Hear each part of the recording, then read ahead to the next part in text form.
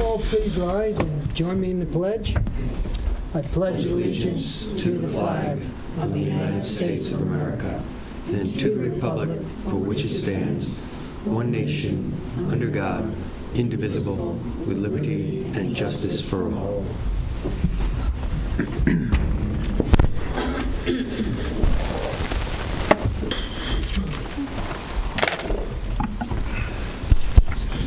Well, thank you all for joining us on this Board of Trustees meeting on June 25th.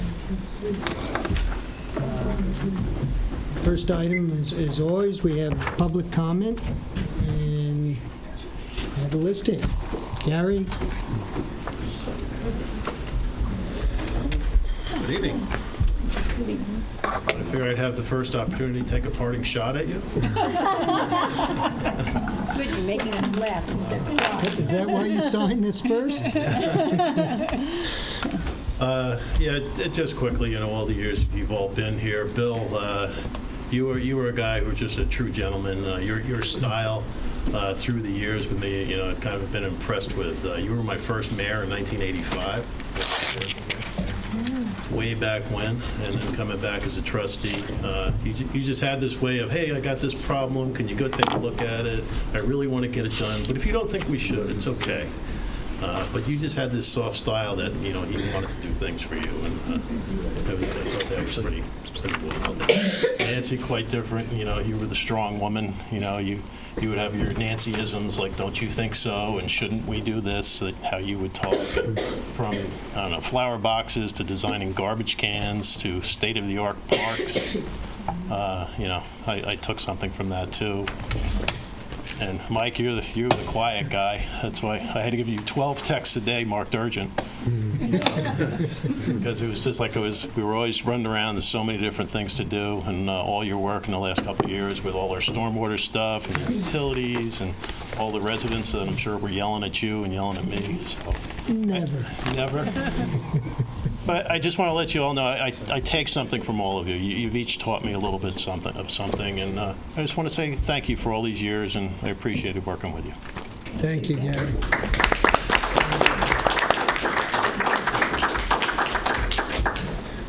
Mr. McLaughlin.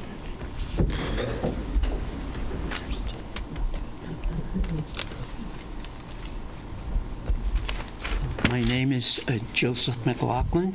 I live at 436 Hill Street in the village of Southampton.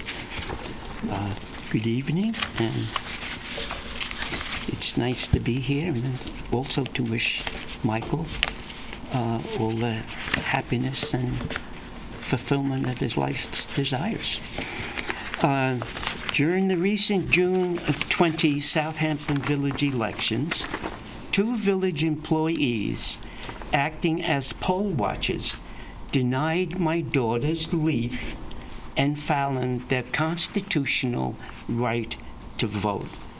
Zach Epley, who is a member of the planning board, denied Fallon her right to vote. Fallon protested and contacted Suffolk County Election Commission, who confirmed her right to vote. She was allowed to vote. However, Leith was not so lucky. A village administrator denied her the right to vote. She protested. Leith was not able to vote. I hold in my hand the copy of the U.S. Constitution, and there on Amendments 14, 15, 19, and 24 and 26 deal with citizens' voting rights. Just to read you a short one, the right of citizens of the United States who are 18 years of age or older have the right to vote shall not be denied as abridged by the United States or any state on account of age, and it gets into race and etc. in a different amendment. Now I have in front of me a card from Suffolk County Board of Elections, which has my name, my son's name, my wife's name, and the two girls, Fallon and Leith. So legally, they are registered in the vote.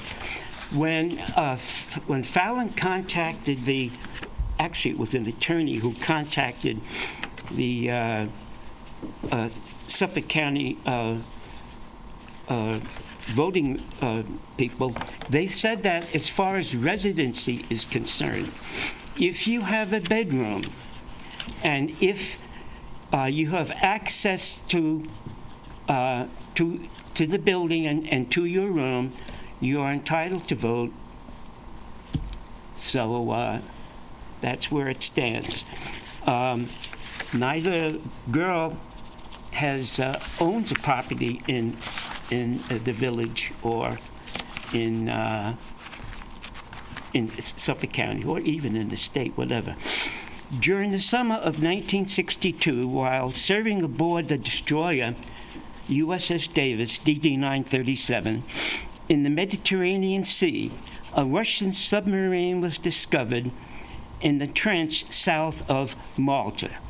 The Davis followed the sub for several days as she headed for Gibraltar and the Atlantic Ocean. The Russian sub was headed for Cuba and the Cuban Missile Crisis, which eventually almost ended up in a world war. As a past member of this board of trustees, I would go each morning to visit the barn to see how the building department and the vehicle repair shop was doing. At the end of the day, I would stop by Village Hall, check bills and mail, and view problems with Jim Van Nostrand, the mayor, and fellow trustees. I love my country, and I will fight to defend the right to vote and the right of my children to cast their ballot at the voting poll. I love this village and wish it a peaceful existence. I leave you with a quote from Benjamin Franklin. The cost of liberty is eternal vigilance. We must be vigilant and protect our constitutional rights. Thank you, and have a pleasant evening. Thank you, Mr. McLaughlin. Are there any questions that anyone would like to ask? No. Good. Thank you, Joe. Next, Evelyn Conrad.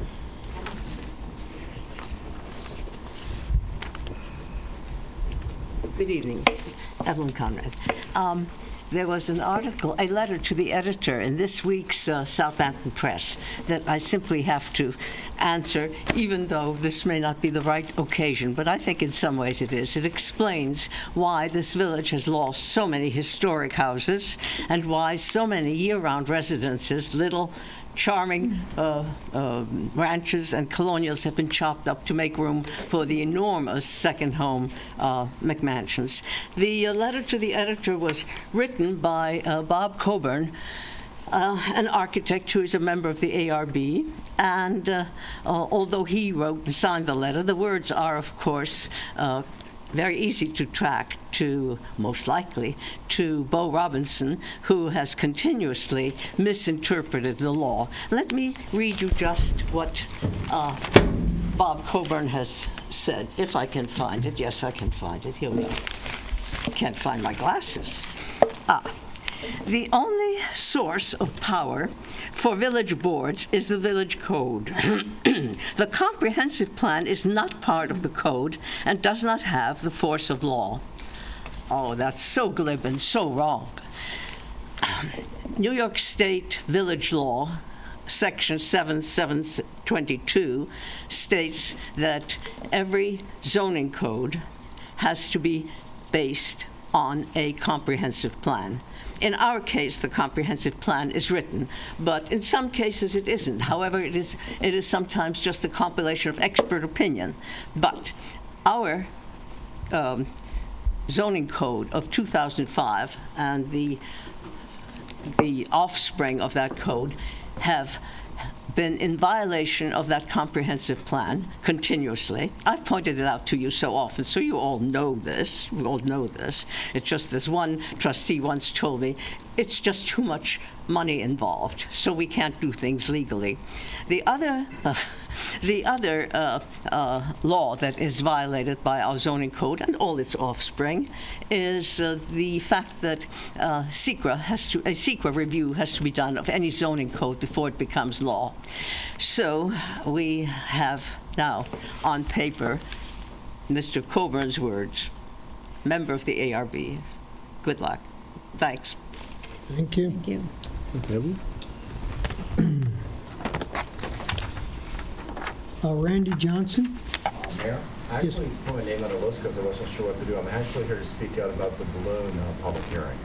It's not till July 11th. Oh, Yeah. I thought I read the paper and so Okay. So, You have some time. But So, you might want to say something. so never mind, or you want to say Public something? hearing is July 11th, though? But you can But you can still say something if you have, I mean, you certainly, you have the opportunity to opine on anything for 3 minutes. Yeah. My name is Randy Johnston. I live at 38 Dayton Lane, actually, which is in East Hampton. But this issue, with respect to the balloons, involves all of us here on the island. So first of all, congratulations for doing what you're doing and creating the awareness that you are. I would say that, putting a ban on releasing balloons is a, very good first initial step. But I think that we could go a lot further with that, and the literature and the environmental ramifications associated with releasing balloons would suggest that. I mean, I read, based on the last meeting or whatever, there was a suggestion to ban the sale of balloons in the village, and I think that's a really good idea. I mean, one, if you look at the helium issue, it's an issue in itself. Someday we're going to look back when we're out of helium, and we're going to say, what were we doing, putting helium in such a trivial use, balloons, so that we could have a party or whatever. So all I wanted to say was, again, thank you for doing what you've done, and I would hope that you would look a little bit further than just banning the release, because I don't really know how you would enforce that. I think it's a very difficult thing to enforce, and I hope that you will consider taking it a step further and lead by example, because I think all the municipalities on the island should be doing the same. So that's really all I have to say, and I'm sorry I got the date wrong. My apologies. But point is taken. This board is looking at going further than just the release part. So, Okay. and that's the point of the public hearing, is to get input from the public so you can adjust Okay. the resolution. That's great. Well, I'll come back on the 11th, and my apologies Thank Not at you. all. for not understanding today. Glad you're early. Mr. Johnston, I just want to tell you the town of Southampton is also looking at a similar law, so you might want to check their website and their calendar as to a public hearing they're going to have as well on a similar law. Okay. I And my actually goal spoke was to to get it to council. I'm sorry. Sorry, excuse me. I actually spoke to the council, and they are only looking at the release at this time, but they're also contemplating taking further steps. But that's their starting point, as is East Hampton, as it's our understanding. Okay. Yeah, my goal is to get it Further. further and get it on the island. I think they shouldn't be selling them on the island. What got my attention first was I just moved here 3 months ago, and I'm an avid walker, hiker, and I walk the oceans, the shores or whatever, and I couldn't believe the volume of balloon pollution. It just blew my mind. And I would walk into the grocery stores in East Hampton with my wife, and I would say, how can it be possible that they can sell these balloons here, meaning the helium balloons that are hanging up in the grocery store or whatever. So when I saw the article about the meeting last week, I'm like, hey, I need to be a voice here. It's just, I'm really passionate about the environment, and so that was why I was here. But my apologies for messing up the date, and No, no. Your point is still as valid now then, so thank you. I'd like to hear the discussion on the 11th, so I'll be back. So, Mr. Dayton, I might add. Randy since you- Johnston. Oh, Johnston, I'm sorry. Dayton, I live on Dayton Lane. There you go, thank you. Where did you move from? Colorado. Colorado, whereabouts? Boulder. I was there for 11 years. What I wanted to add, I'm not certain, but what I am certain of is that the Southampton Town Board is meeting right now as well, Oh, really? and it might be on their agenda. So since you're going right by there, Maybe that's what I read wrong then. Yeah, you may, so so their meetings happen at the same time, so you Yeah, want to where, shoot over there. okay. right around the corner on Hampton Road, next to the school, is the old 116 Hampton Road. 16 Hampton Road. Right. Okay, my bad. There you go. The big brick building before B&B. Make a left, go to the end of the street at the stoplight, and make a right. It's the first giant brick building. Thanks a lot. All right. Elementary school is the first one. Yeah. That's not on Hampton Road, though. Ben and Oh, Lauren, yeah, I guess, no, the park entrance is on Pines. how are you guys? Good, how are you? Good. Good. This room makes me nervous. We're here to, Do me a favor. State your I'm names. sorry? Yes. sure. Coopers Ben Beach, Douglas, Southampton. Coopers Beach, Southampton. The number one beach, always in my heart, right? Lauren. So we're here to bring to your attention and to open a dialogue about the potential for winterizing the Coopers Pavilion. We think that in doing that, we would be able to take better advantage of and the village would be able to take better advantage of the shoulder seasons, specifically April, May into September and October. And we think we do get a lot of inquiries a lot of times about when we close, when we open, obviously, in terms of the season. And I think that if we did something like that, it could make Coopers more of a destination, as well as driving traffic, not just to the beach, but to the village itself. I think there's a lot of revenue sharing opportunities there for the downtown village and obviously for Coopers. One of the most common questions we get at Coopers from tourists or people from out of town are, how do you get to the main street? So, I mean, that alone. Yeah. That and do we need a parking sticker? Or where are the bathrooms? But other than that. Three top questions. Yeah, where are the bathrooms? That's a big one. We also, I mean, Southampton's a seaside community. We have no seaside dining. So I think that this is an opportunity and an amenity to locals and to guests of the area as well. So just wanted to start the dialogue. Well, I have to credit you because you want more time. There are some people who really need want to be open for breakfast. Right. This is exciting. Well, we enjoy it, and we do think that the way that we've set it up, and we get folks in and out very quickly. You've all been there. We get folks in and out very quickly, and enjoying the beach as opposed to waiting. Not saying anything about previous operators, but our goal was for people to enjoy the beach, get their food quick, be on the beach. So, And to also introduce the conversation of it having a longer lease than 1 year, because the investment on everyone's part, to know that it's just a year is a lot to put in to just step out and then have your hands in the air for the following year. So, and you want to engage with a good partner, and we know that there's vetting and things that have to go into that. But extending to a 3 or 5 year would make, I think, sense for everybody. That's a great idea. It's a great thing to explore. And I think we've discussed in the past that it always depends on the people who get it. Correct, yes. Because if you think it's economically viable, then it's something no matter how you treat the building, and then of course what the board to say how long they want to go.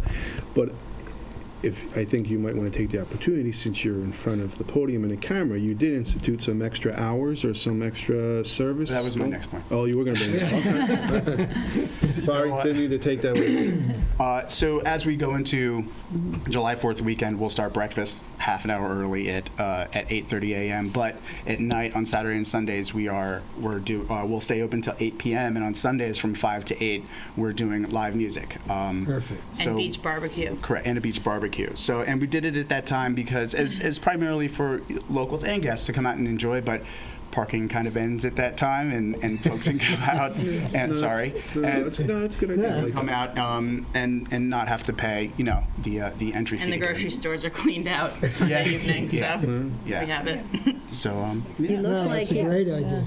Yeah. yeah, like I it. think it's and it's going to be a beachy vibe, kind of just cool hang back time. So I think I encourage you all to come out and spend some money. We were there. Close. This crowd? We were there Sunday, and you had quite a breakfast crowd. We came Yeah. independently, Trustee Hattrick and Yeah, we my were excited. family, and we loved it. Thank you. We were great. excited. It was our first actually real busy breakfast. So yeah, we were excited about it. My mom's back there cooking away. So. She's great. That was a good job. And thank you all. Thank you, Mayor Irving. Thank you, trustees, for everything you've done. Thank you. And thank you. Thank you, guys. Valerie Hart, I'm going to wait until the Moses. Park. Are there any other comments? Yes. Regina, yes? How are you? Regina Grieven, 375 Ox Pasture Road. And just a few words to thank very much Nancy and Bill and Mayor Mike for their wonderful years here, keeping everything on track. And luckily, we still have Kimberly Allen and Mr. Ostremski to continue their work. But all the very best to the new group coming on, and wishing them all great luck and help, anything we can do to help. Thank you very much. Thank you. Thank you, Regina.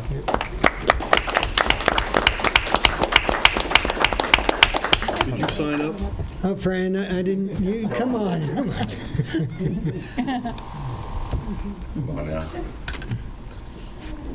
Fred Adam Chesky, born and raised here. I want to thank you guys so much, Nancy, Bill, Mike. Thank you for all your service that you've done for this village. Thank you. It's you guys.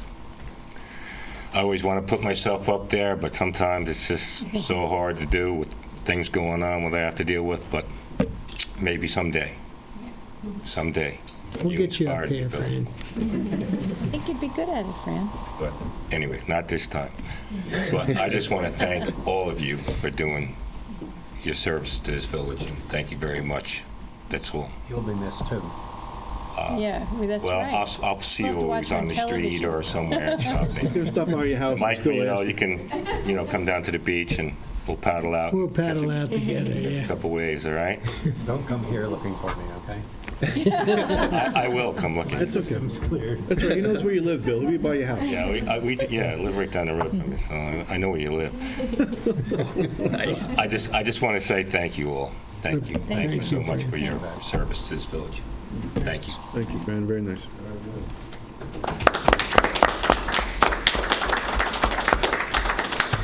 Any other comments? Okay. No further comments. We go to board presentations, which we have none, and public hearings, none.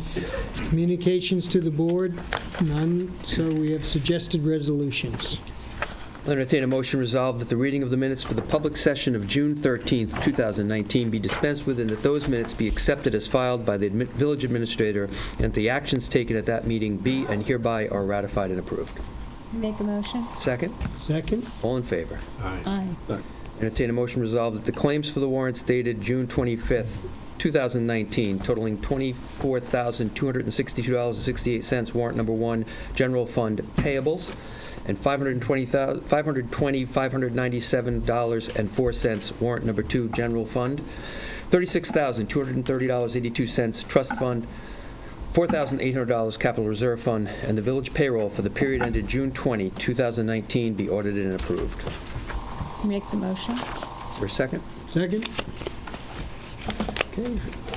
Invoices over $1,000. First, the 2018-19 general payables.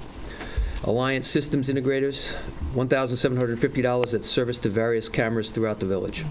Arrow International, $1,019.45, that's medical supplies for the ambulance. Corwitz Auto Body, $1,400, that's towing charges. Glencoe Supply, $3,129.20, that's signs for the highway department. Ingerman Smith, $1,718.75, that's outside counsel on litigation. $1,585.99, Stardree emblems, that's for police patches. Vincent Toomey, $1,856.30, labor counsel, outside labor counsel for the month of May. Verizon, $2,842.87, that's telephone services for the village. VHB Engineering Service and Landscaping Architect, PC, $2,400, that's the Railroad Plaza Drainage Engineering. Whitmer Associates, $1,283, that's PD for various safety supplies. Moving on to June general disbursements. Alliance System Integrators, $3,182.25, that's the Wynwood Way Park installation. Atlantic Coast Embroidery, $2,009.85, that's uniforms for the police department crew units. BK Fire Suppression, $1,200, that's fire suppression testing for the police department, firehouse, SCC, and Vets Hall. Commission on Vets and Patriotic Events, $2,000. That's a grant for the Independence Day Parade. Core Logic Real Estate Tax Service, $22,024.91. That's a refund for duplicated tax payments. Design Audio Visual, $51,238. That's a 50% deposit on the capital project at the SCC for audio visual, which the board passed at the last meeting, and it's a reimbursable grant, and reimbursable by a grant. Everguard Surfacing, $33,954.20. It's a tennis court at Ann's Lane. General Code Publishers, $6,376. That's municipal software for the building inspector's office. Grade A Petroleum, $1,209.10. That's fuel. Norsec and Son, $1,400. That's refuse. North American Rescue, $3,911.63. That's major hemorrhage control supplies and training for the ambulance. New York State Employees Health Insurance, $358,713.92. That's July health insurance premium. Optimum, $1,583.93. That's various cable and internet services for the village. PSEG, Long Island Services, $4,057.13. Electric service for multiple locations. Squires Holden, $8,000. That's a survey for a village property. Tyson Krupp Elevator, $3,507.43. That's a maintenance agreement for the elevator at the fire department. Viso Life, $2,222.69. That's ambulance July premium. W&G Service, HVAC service for the fire department at Hampton Road, $1,472.26.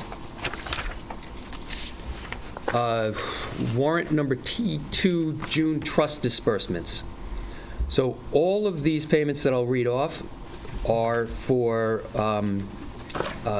the Independence Day Parade, for performing and/or being part of the Independence Day Parade, with the exception of the awards are for awards for parties, and the Braun Marketing is for annual appeal. So here they are.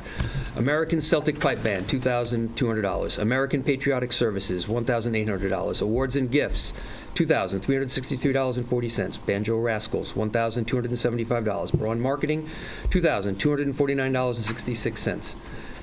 Dominic Cuccia, $2,500. Eastern Long Island Police Pipe and Drum, $1,200. Lenin Flags, $1,020. Those flags for the parade.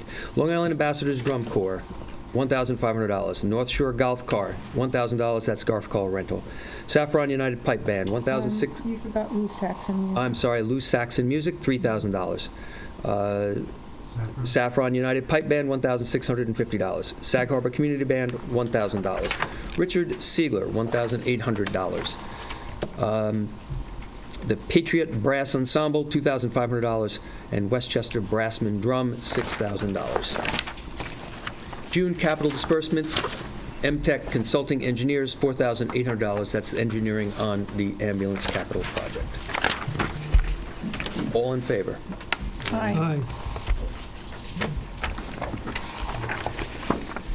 Entertain a motion resolved that the Board of Trustees hereby approves the attached schedule of budget transfers to eliminate overage for the period ended June 14th, 2019 through June 25th, 2019 for the fiscal year ending May 31st, 2019. I make the motion. Second? Second.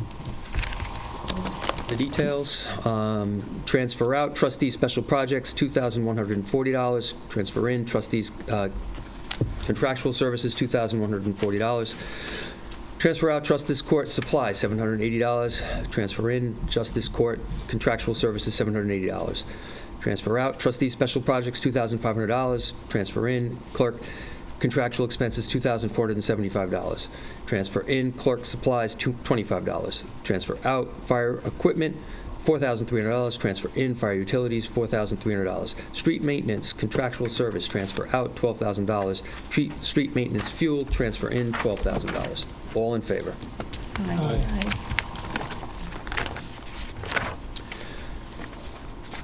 Entertain a motion resolved that the Board of Trustees hereby approves the hiring of Wayne Moore Jr. as a seasonal groundskeeper for the Parks Department at a rate of $12 effective June 28th, 2019, and I will add that it is a budgeted seasonal position. I make the motion. Second? Second. All in favor? Aye. That completed, we move on to discussion items, which we had quite a few. I think there's 8 discussion items. The first item is the annual Kids Beachcomber Cleanup at Cooper's Beach on August 25th, 2019, which we did last year, too, and it was a great success. It was a lot of fun. Yeah. The kids had a great time. There were a couple of Sharpies that just went down to a couple of people with trash bins and started pulling out trash, but that's... And that's a joint effort with the town, led by Councilwoman Christine Scalera. And she does a great job. She does a great job, yeah. So we'll be ready for time at the beach, and then we've already let them know that since it's a Sunday sessions would be taking place, or sunset sessions, excuse me, would take place afterwards, so that they'd be, if they want to stay and enjoy and listen to some music and have barbecue, it would be nice. So it would be a nice couple. The date is Sunday, August 25th from 4 p.m. to 5:30. And then they'll go to our house after and do that cooking show. Exactly. Which is great. So are there any comments or discussion on it? No. No comments? No. Then I would make a motion to accept the annual Kids Beachcomber Cleanup in Cooper's Beach, August 25th. Second? Second. All in favor? Aye. And the next discussion item is sort of a change in our format. It's Concerts in the Park, which we've always had on Wednesday night. They're looking to have a food truck that is stationed, I guess, behind on Pond Lane, isn't it? Well, actually, I was speaking with Steve Phillips, and because usually the Culver Lane extension is where the emergency vehicles and the dumpster is, we thought that just like at Southampton Fest, he thought that might work to put a food truck there so that it would be easily accessible but also neat and tidy. Are we doing a food truck, or it says food trucks, plural? We are there? looking at possibly 1 or 2. Who's that? Southampton Cultural Center. And There's been who a- are the food trucks? Could you One explain would that? be Plaza Cafe has requested, because they have their truck, and the other is the Time Truck, Delaney O Circle and Time and Catering. So are they going to revolve or rotate different vendors, or, I mean, because, you know, we've never done this for this very reason, because if we let 1 and 2, then My understanding is that she was going to speak with both of them. Who's she? And she, Kirsten, because it goes through the Cultural Center, and then it would be worked out whether or not they felt there was capacity to have 2, or if they only needed 1, then she would work with them and say, you know, you get July, you get August. However, they would kind of try to work it out between them. Did you let her know that in the past, people have asked for food trucks in all of our venues, whether it be the parades, the concert parks, everything, Shakespeare in the Park, and we've we've gone against it, so we don't compete against Le Chef. You know, there's been reasons why. And it came up, I think, last year because Plaza Cafe started, they got a food truck, and so they felt they're here, they have their brick and mortar, but it would be a nice addition to be able to have a food truck down at the concerts in the park, and then people could come and just pick something up right there. Again, I don't think Paul would be happy about that. I'm struggling with it. I'm just struggling with it. I'm struggling with it only because, you know, our restaurants pay a fortune, and I think that's a night when there's a lot of people in the village, and, you know, whether they're sitting there and bringing a picnic of their own, or they're going to go over to, you know, Le Chef or one of the other restaurants, and Paul's.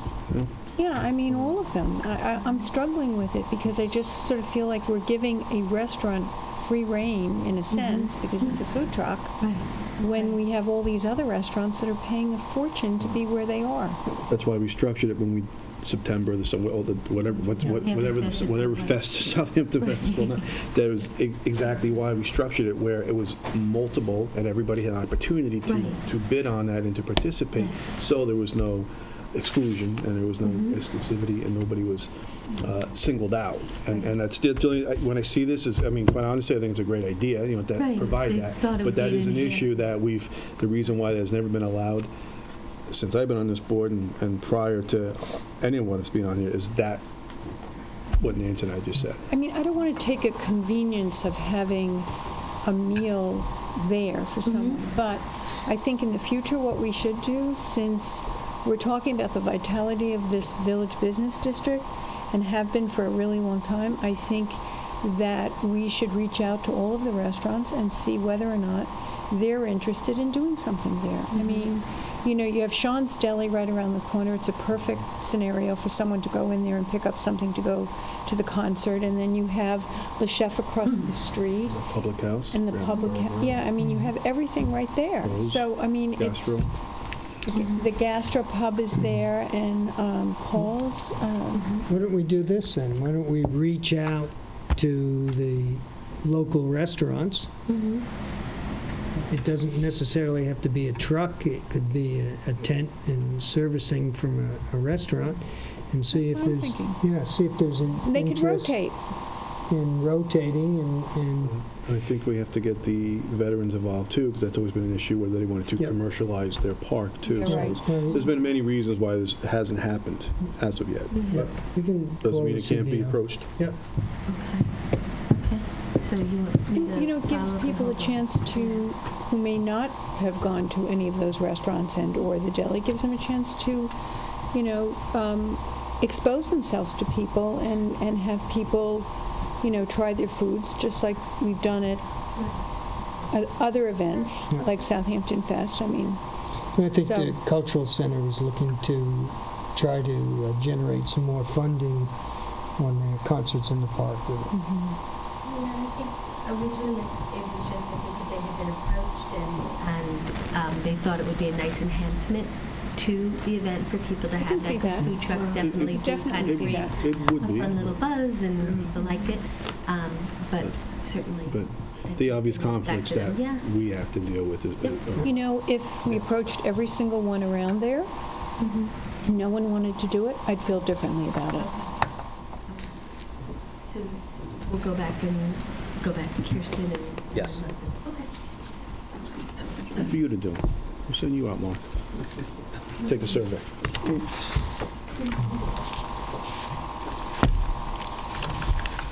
That's great. Okay. Moving ahead, official flower for Southampton Village. Want me to read the letter? Yes, if you could. Dear Mayor Irving, I am writing to you on behalf of the Southampton Rose Society, SRS, of which I am president. The rose gardens throughout the village and at the Roger Memorial Library are our masterpieces and are meant to be enjoyed by all village residents and visitors.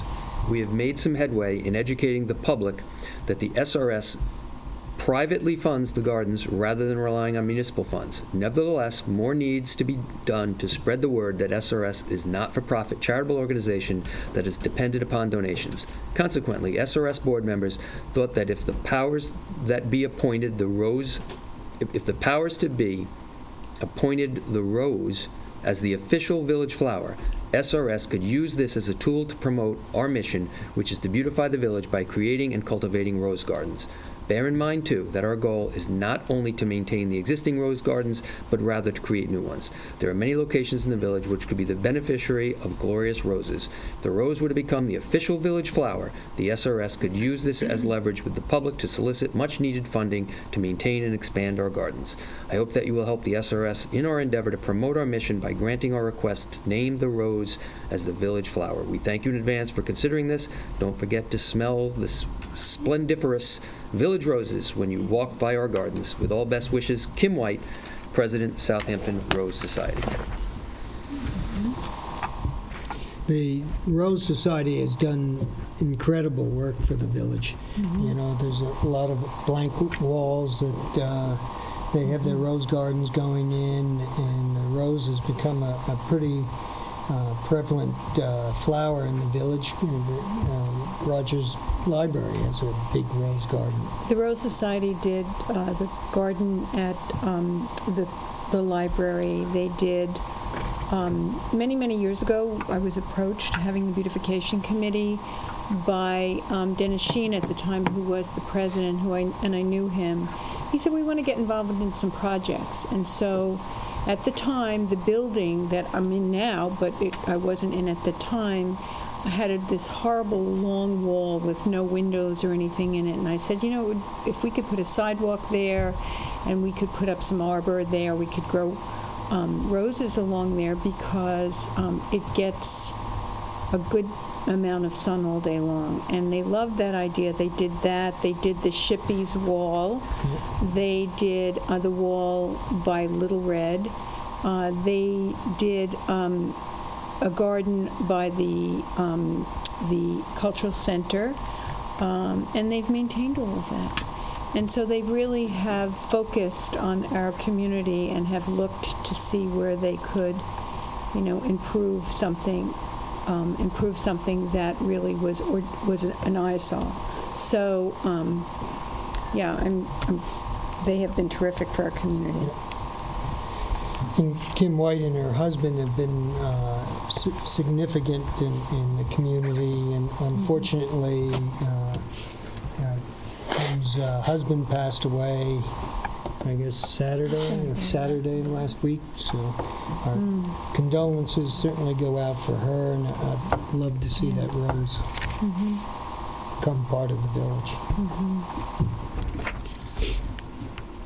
Any comments? The rose is also the official New York State flag. Yes. And our national flag. And our national flag. Anybody? Public, have any comments? Any comments from the public? Everybody like the rose? Smiling there. He loves roses. You like the rose? Everybody like the rose? Fran, you like the rose? Yeah, it's good. Thumbs up? Good? All right. Like roses? All right, cool. All right. So since Fran likes roses, And Reiner. I will make a motion for the Southampton Village to have the official flower being the rose. Your second? A second. All in favor? Aye. Julie, you got to put that on the... Oh, by the way, you'll be like maintaining all of them too.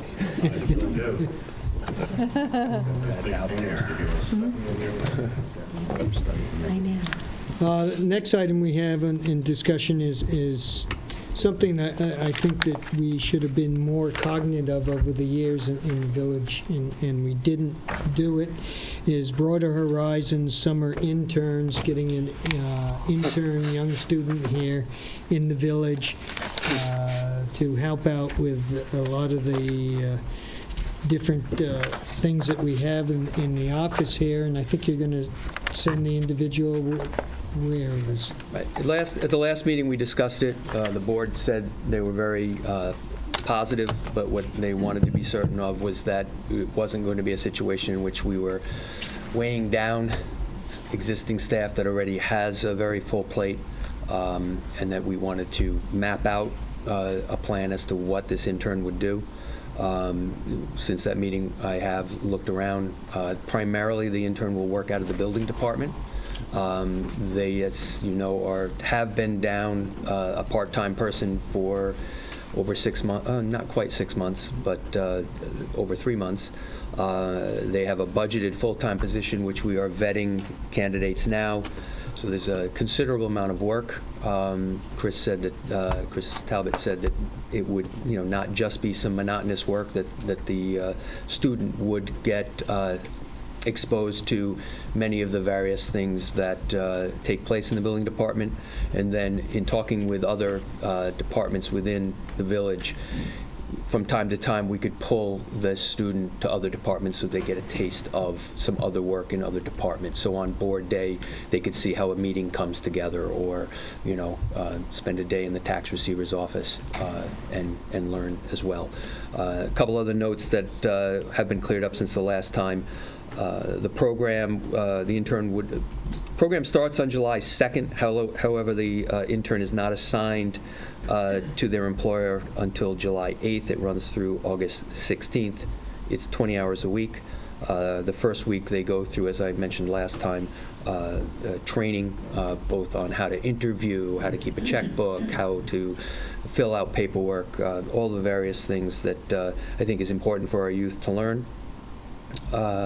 And the other thing is that Southampton Town received a grant from Suffolk County, and therefore the village will not have to pay.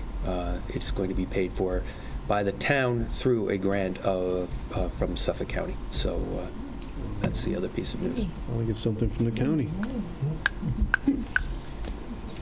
So any comments, or? No, I understand we have a nice young man, right, who's coming in? No, that's another person who's looking for a position. This is, that person participated in the program for 2 years, so he was not eligible again to go for third year. That's a topic for next month, as he's on vacation right now. But I do know that it is a student from Southampton Schools. It was a request that we had, and I do believe it's a young lady. Perfect. So I will entertain a motion allowing the Village of Southampton to accept an intern through the Southampton Youth Bureau for the period of July 8th through August 16th at 20 hours per week. I'll make that motion. Second? Second. All in favor? Aye. And number 5 is a continuation of monitoring Lake Agawam. The town trustees had approached me a while back, and with Dr. Gobler, and we discussed the continuing saga of Lake Agawam, and we discussed that we really need to start connecting the dots, and the only way we're going to connect the dots is through careful monitoring. So Lake Agawam, we have a buoy that's going in to provide data for Dr. Gobler to study, and we're putting it in conjunction with the trustees in the town of Southampton. But Wayne, maybe you can clarify on how that is going to be set up.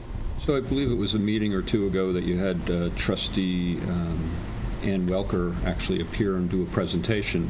The board had several questions. I believe everybody looked at upon favorable, and it was a matter of getting the details. The proposal that was in front of you actually was a combined thing that the trustees were looking at, also doing something in Mecox. However, after further discussion, we got a written proposal just for the buoy and the elements that it would be tested.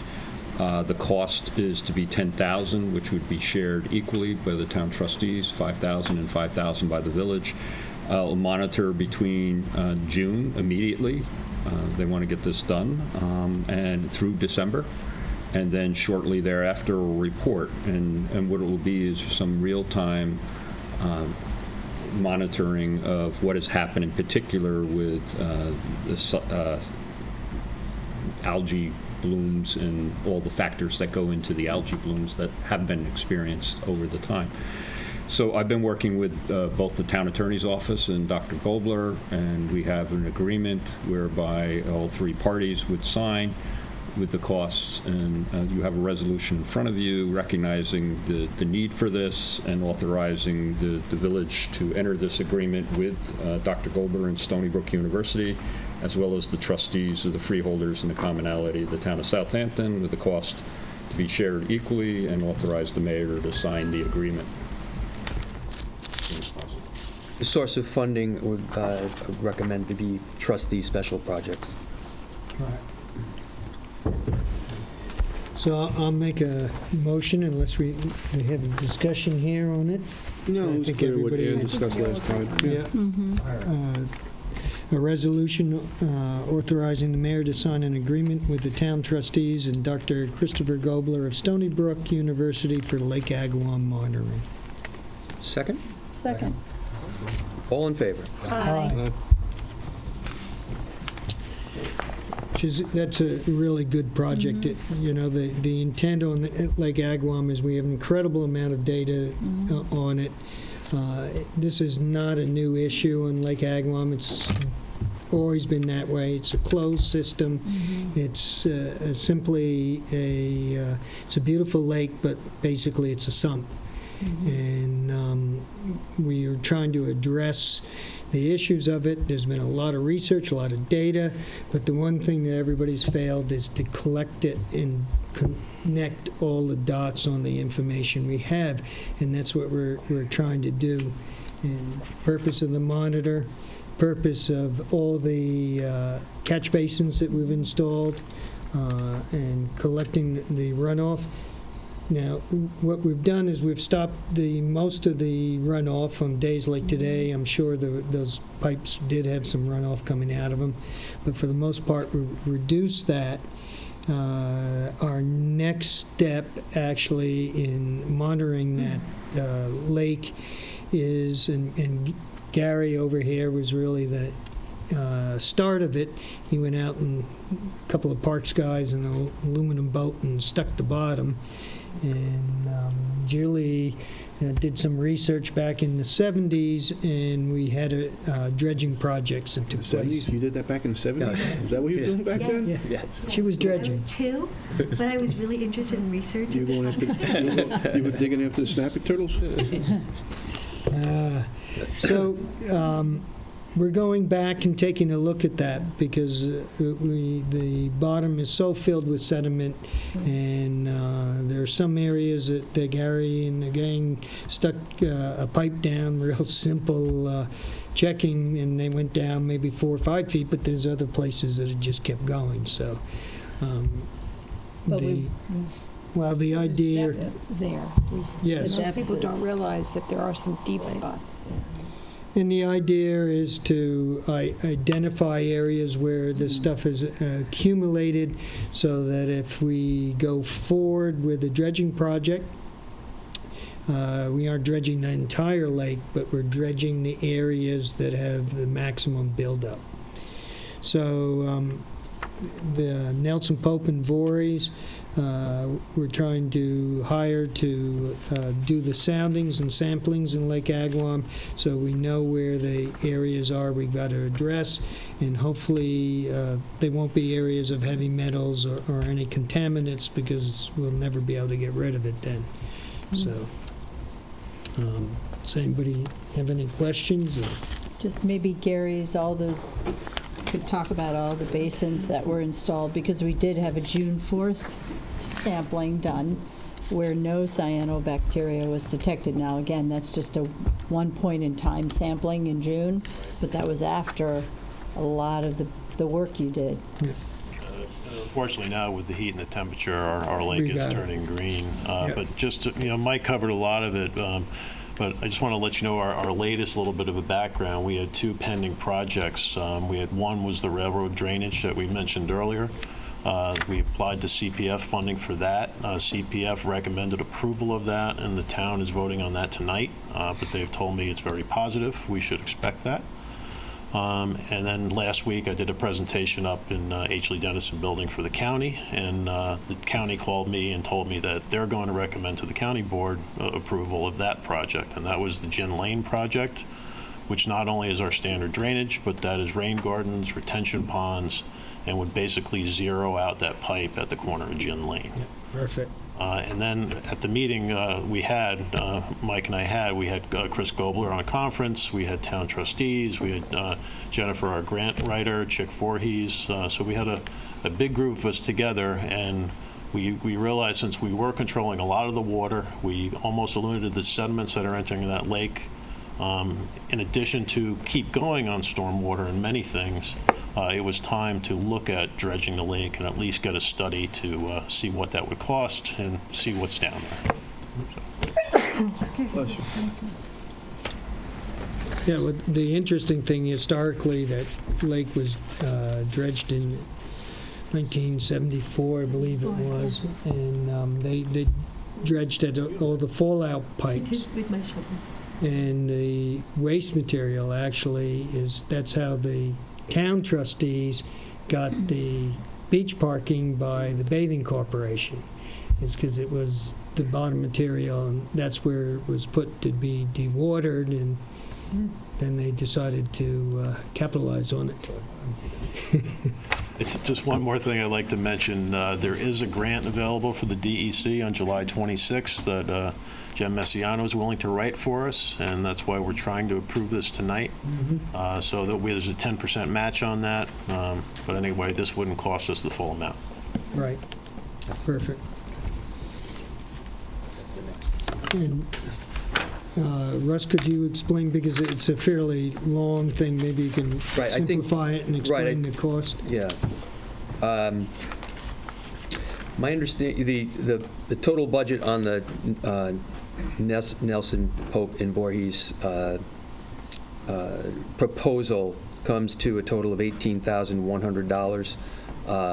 It's for, and I'm not confident of these scientific terms, but NPV, bathymetry, sampling, reporting, and consultation, Long Island Analytical Laboratories doing sample analysis, and then technical support for the grant and funding application. So essentially, Nelson Pope and Voorhees will take all of the data that was gathered and put it in form for our grant writer to put in the grant. So essentially, she'll assemble, but she would need assistance in putting the scientific aspect of the grant together. Mm-hmm. So their initial proposal here is their scope and preliminary budget is $18,100.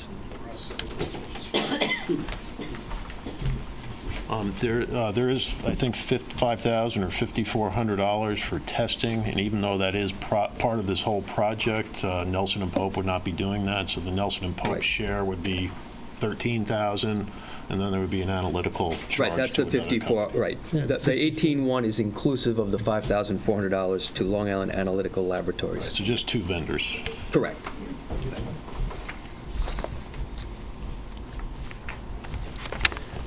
Any comments, or? No, I think it's exciting. Good to move on something with it. So I would make a motion to accept Nelson Pope and Voorhees estimate for a total cost of, Inclusive of contracts with Nelson Pope and Voorhees for, let me just trust my math in my head.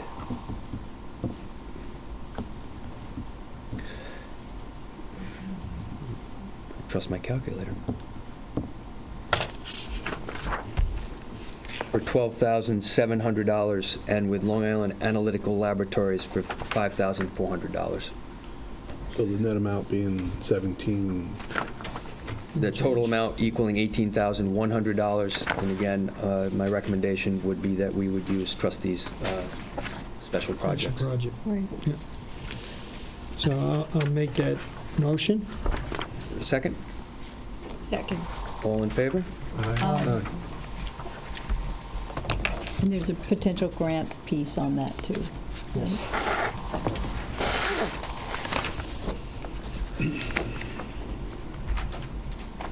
Okay. Moving along, we got the Moses Lane Park and the Eris Design proposal. And Eris Design is doing the layout of 2 bocce courts and 3 all-weather courts, and I should say pickleball, or Jay Schneiderman will, be calling tomorrow. Evidently, the tennis courts you can reline for pickleball use. And 3 courts. yeah, 3 courts. So 2 bocce courts, 3 all-weather tennis courts, also lined for pickleball. The With fencing, pickleball, yeah. right, tennis court fencing, grading plan, drainage plan, planting plan, and parking area. Where are those to be situated? The western end of it, or spread about, or eastern end of it? Where does this go? Huh? North Central. North Central? Center, Yeah. closer to the railroad tracks. Maybe, Gary, you can talk about that, because we'd been down there looking at it and laying it out, so. Yes, the DPW has been in there for some time, trying to use in-house materials to put in the rec trail. We have about 3/4 of that way done. It's rough right now. We've recently milled and paved some roads in the village, so we have piles of millings that were put in there in the last few days. Those millings will be used to top dress the existing rec trail that has been put in to try to put a finished product on it. And then moving from there, we would go into construction of these courts. So we've been talking with Array's Design, who put together an idea of having, I guess, a SWIP done on it for about $3,000 and about $45,000 to design the courts, make the drawings, see all the way through bidding and construction. So just basically, we've gone in there also. We've put a berm along the railroad track with material. That's been seeded, and that's growing green right now. And then these courts and the pickleball will go as far north as possible against that berm. Will be separated from the berm by a parking aisle. The courts are sunken too, are they not? Yes, the courts by village code, I believe, is 3 feet down. They will go, so we'll probably put them down half of that and berm half of that. And then, of course, there'll be drainage in the courts as well. Let's talk about the millings, because I know people have called me regarding the product that we're using. I've had conversation with you. You said it's the DEC approved what you were using for the walkway. Yes, the millings are reusable. Basically, what happens after a while is they compact back right into the roadway. Right. They become less porous over time, over use. So they basically seal themselves. If we would like to do a finished product that you could go, rollerblading on or something, we could actually go in there and pave and have a smooth road surface. But basically, the millings we're putting down are on every road in the village, so they're no different than that. Well, I think when we originally talked, you and I went back and forth to different materials to use on those walkways, and we really, fell upon the millings because we want to make it handicap access, one. And two, a lot of the other materials were difficult to push, like a carriage or a stroller for children. And we talked about a nature trail with some wood chips, things like that. And we tried to keep it as natural as possible, but that was with difficulty. The other issue that the public should know is that we were trying not to do a bond issue to do this project because we just finished combining our bonds and getting a lower rate and saving the village some money, and I couldn't see going out and getting another bond. So Parks and Highway has been doing an incredible job in there. They created a berm on the back so that if you're walking around, you don't get the noise from the train. And that walkway, to me, is just the greatest part of that park because we have no walkways in the village. You try to walk in the village and you're jumping off the side every 2 seconds when the truck flies by. So it's still a little sloppy in there, and you have to use your imagination. But I've walked it several times, and it's a meandering walk. And as it matures, I think it's going to be a real special place in there. I think so. So Gary's done a magnificent job in helping out as much as he can in there. And I think the courts and stuff will do with a regular contractor, but. Right, and if you remember, we thought a budget might be about $500,000 for the total thing, and there's another grant available also in July that would pay 50% of that. Yeah. Speaking of that part, Gary, would you mind explaining to the public, because the property was purchased through CPF, which is intermunicipal agreement between the town and the village, but the property is located within the village. So this project, the design of it, the construction of it, and maintenance of it will be borne by the village. By the village. As such. So we're going to receive some grants, so just so people know, CPF bought it, but village. Right, the village will maintain this thereafter, So the budgetary part of this to construct and maintain, the construction is, how much you say, 500? The estimate right now is $500,000. Which we're using through our regular park fund and some grants. Correct. Now, there will be some other costs, with roadways and such, but that will probably come out of the highway budget. That wouldn't be... But no more comes from CPF.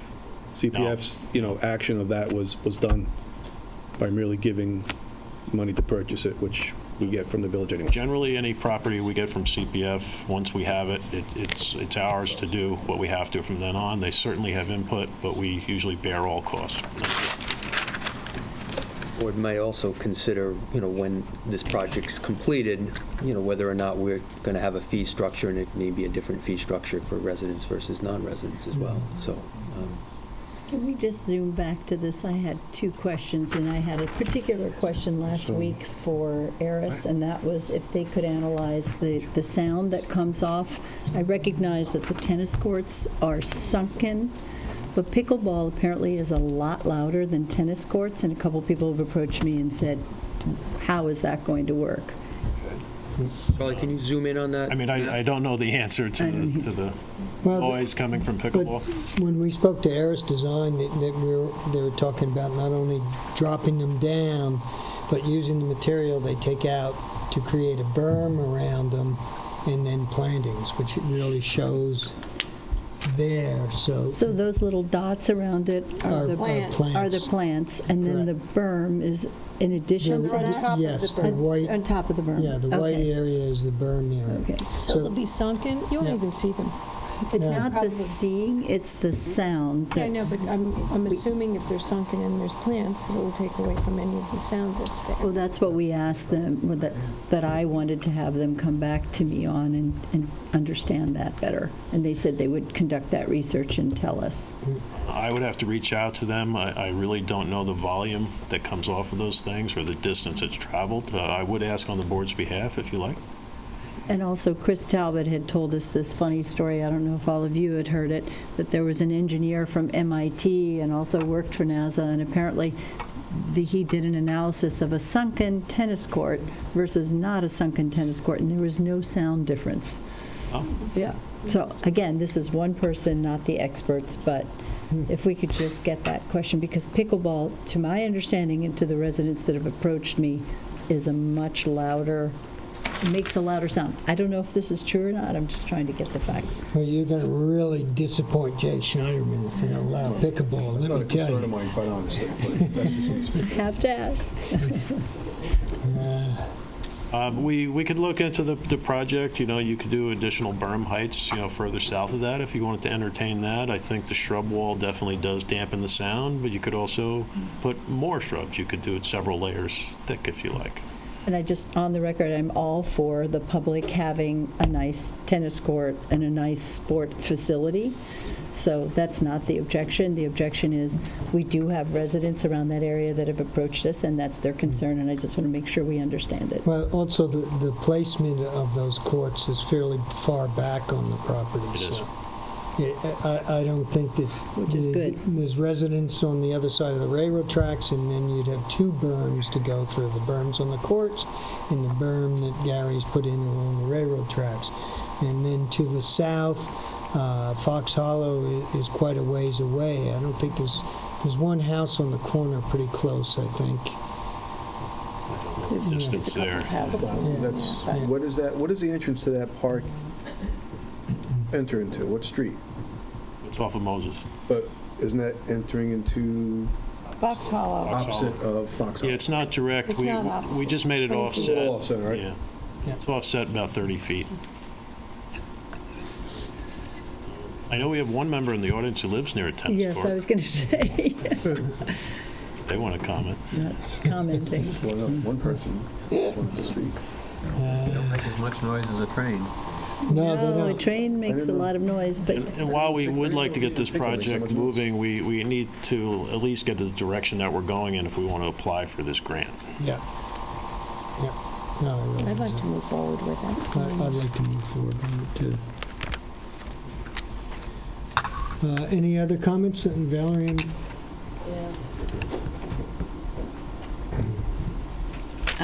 Valerie Hart, 218 Corrigan Street.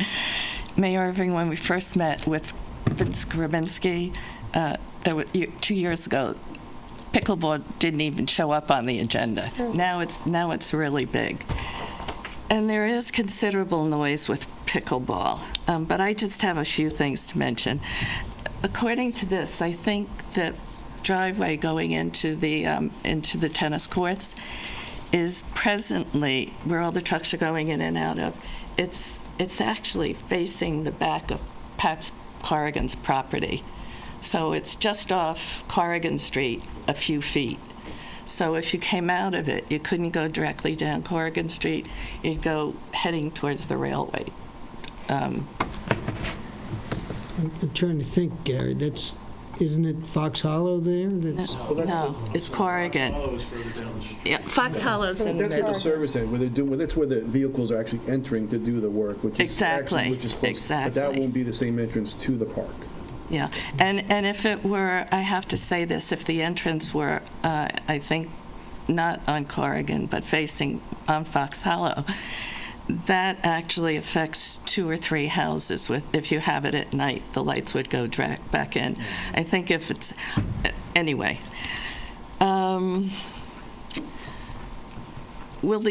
Just pickleball. It's basically noise. It's a great sport. I see a lot of people, not so much in Southampton, but out of Southampton, extremely interested in it. When we spoke 2 years ago, I now have a niece, a grandniece, and I can visualize her playing on the courts, which Nancy helped. So that's great. There is also a new neighbor on the corner of Corrigan Street. The house was bought.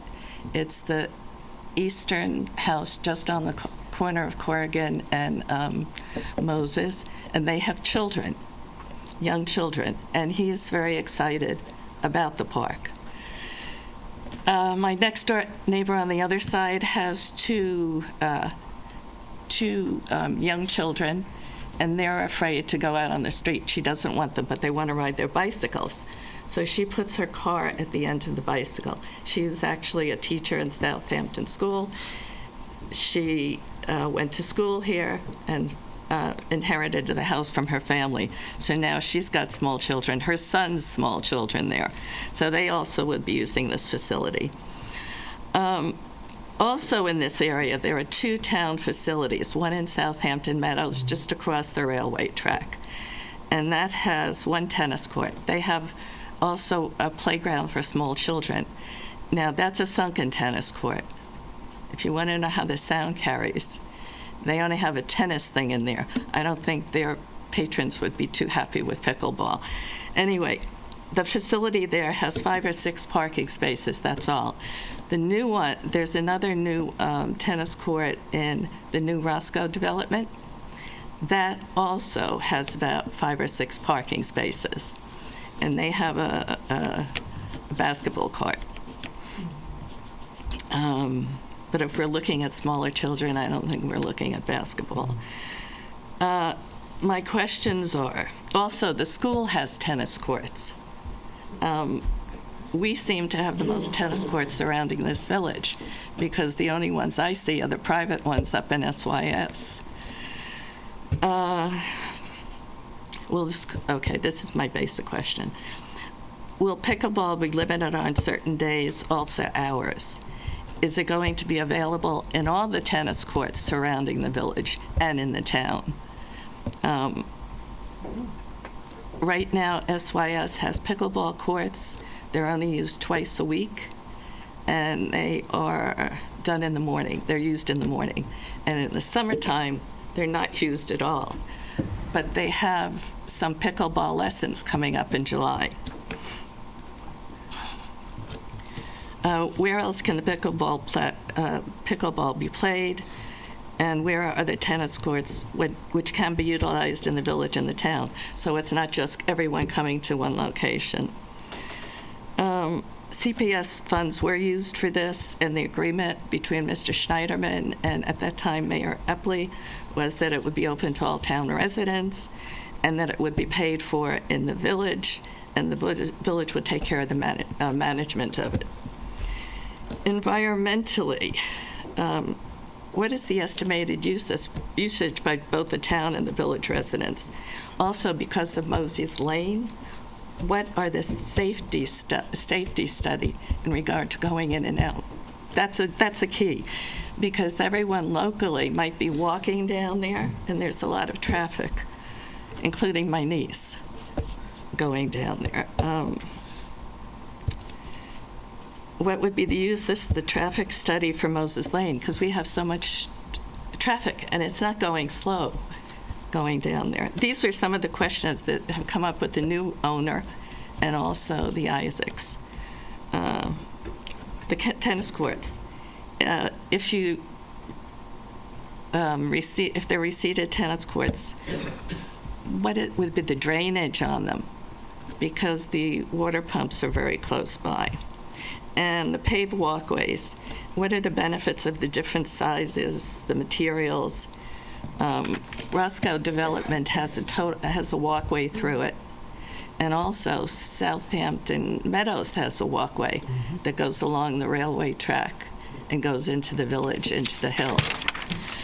So since the plans have actually changed, and it really hasn't been publicly discussed or advertised, only on the June 13th meeting, maybe you should keep it open and be able to answer some more questions about it. And I think it's a great idea. Thank you, Nancy. It works. But let's be safe about it. Well, just to answer a couple of your questions, the plans haven't changed. The plan is pretty much the same as our conceptual plan, with the difference pickleball wasn't a rage 2 years ago, that it is a rage now. And I think, Gary, you were concerned about people concentrating there for pickleball. I believe, didn't we do, when we resurfaced the Ennis Drive tennis court, weren't we going to put pickleball lines on that or not? Any discussion? I don't think we did. No? Okay. Timing-wise, there's no lighting in there, so there's not going to be any night games or anything like that.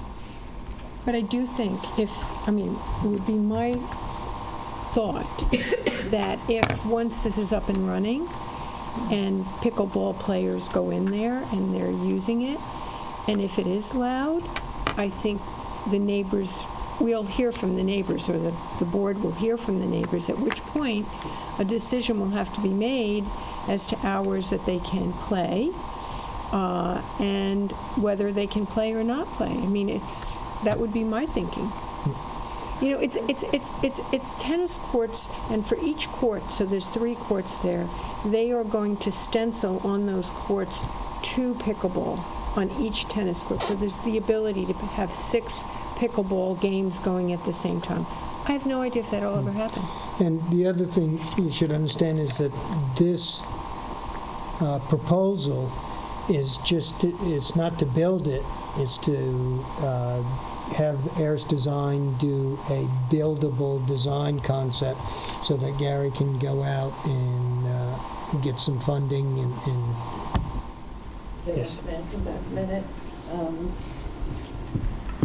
I think some of the other concerns, when I mentioned that I was going to have 35 parking spaces, there was a concern about that. And there was a concern about the usage. And basically the usage, say pickleball became so popular and we had people coming in there, well, you can play pickleball in an hour. So in an hour you can have a game. So if you have 35 parking spaces, how many pickleball courts? 6? You could fit, plus anyone who's playing bocce. You'd have a lot of cars coming in and out of there. A lot. And I think that's another concern. The concern is that if families do want to come, there should be some knowledge of how much usage with how many tennis courts and how many actual pickleball courts.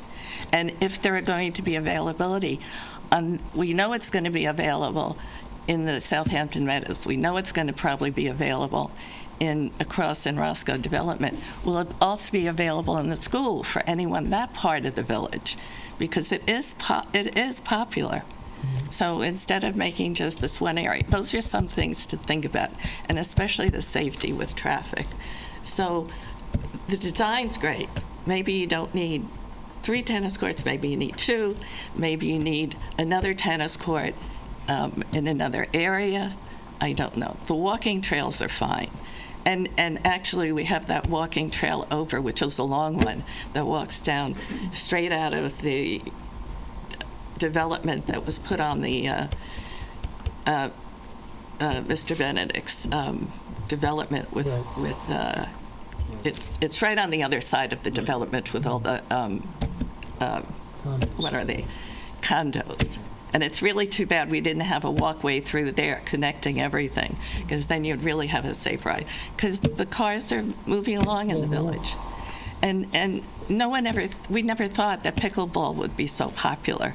It is. I don't know if you knew. It's very good exercise. I don't know if you knew that we had a whole group of pickleball players come to us. Yeah. People who've grown up here, who are still here.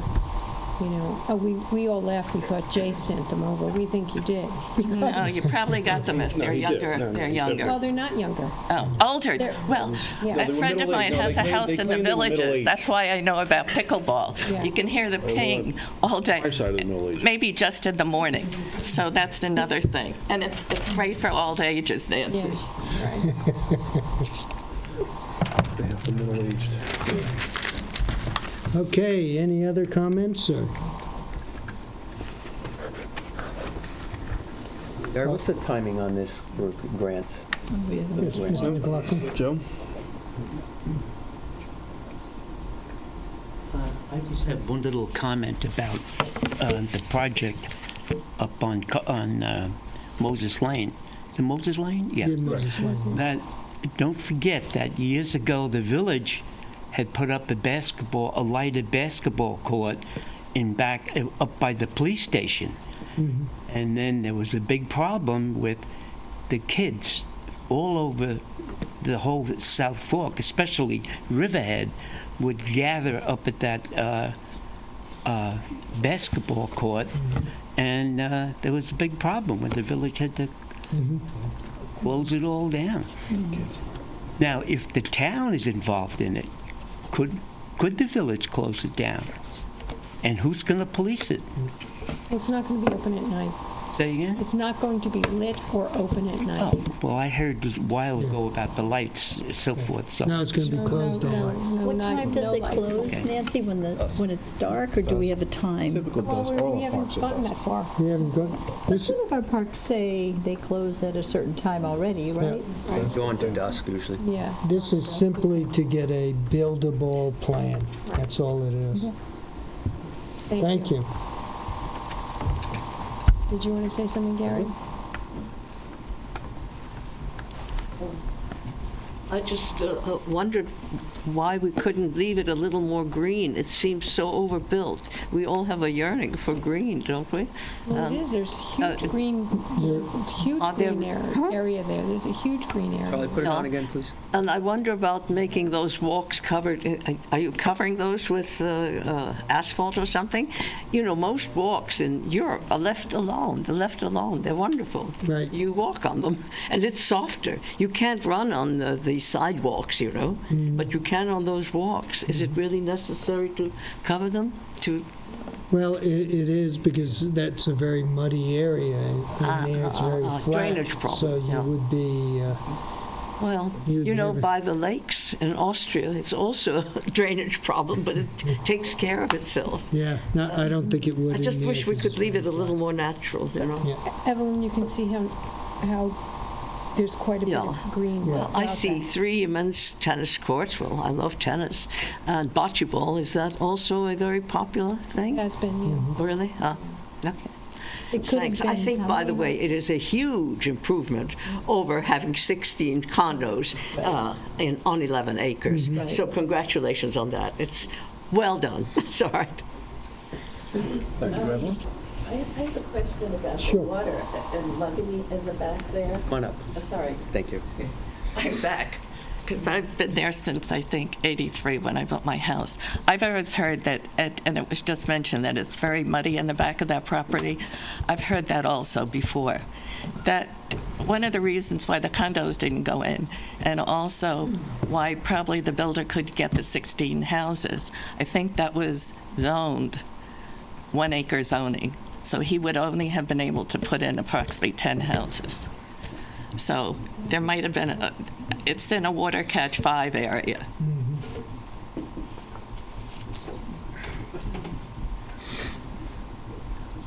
Just to that, I just want to let you know, it's a very heavy clay area, and when we were doing this path, we were actually in there excavating 2 to 3 feet of clay material out and bringing in clean sand for drainage. So it is a very heavy clay area. But all the court areas in the documents, we'd be putting drainage there and drainage in the parking lot. Right. Where will the drainage go? Not towards the water pumps, I hope. Well, the courts themselves will have drainage located within the court, so anything on that surface will drain. They will not be huge, just enough to handle that area. And then we were going to try to just use the natural contour of the land to take some of the water in the drive aisle and just push it off to another part of the property where it'll just soak in naturally. But there will be some drainage areas in the parking lot that we'll have to install. Any other questions? Well, with that, I'd like to move ahead at least so we get to the design aspect of it. I'd like to recommend two resolutions, Mayor. The first, I'd like to establish a capital budget so that we can use capital reserve. So I'm going to entertain a motion to establish a capital budget for facilities improvement using capital reserve not to exceed $52,250, subject to permission referendum. The proposal talks about $45,000 plus $3,000 for SWIP processing, and then there could be some ancillary costs with regards to FedEx charges and soil analysis and so forth. So that would be my recommendation, $52,250, subject to permissive referendum. A motion? I'll make that motion. Or a second? Second. Trustee Yastrzemski. Aye. Trustee Allen. Aye. Trustee Mayor Irving. Aye. Trustee McGann. Aye. Trustee Hattrick. Aye. Entertain a motion to authorize the mayor into agreement with Aris Design for the proposal for the Moses Lane Park Phase 1 tennis courts and bocce courts at 248 Moses Lane.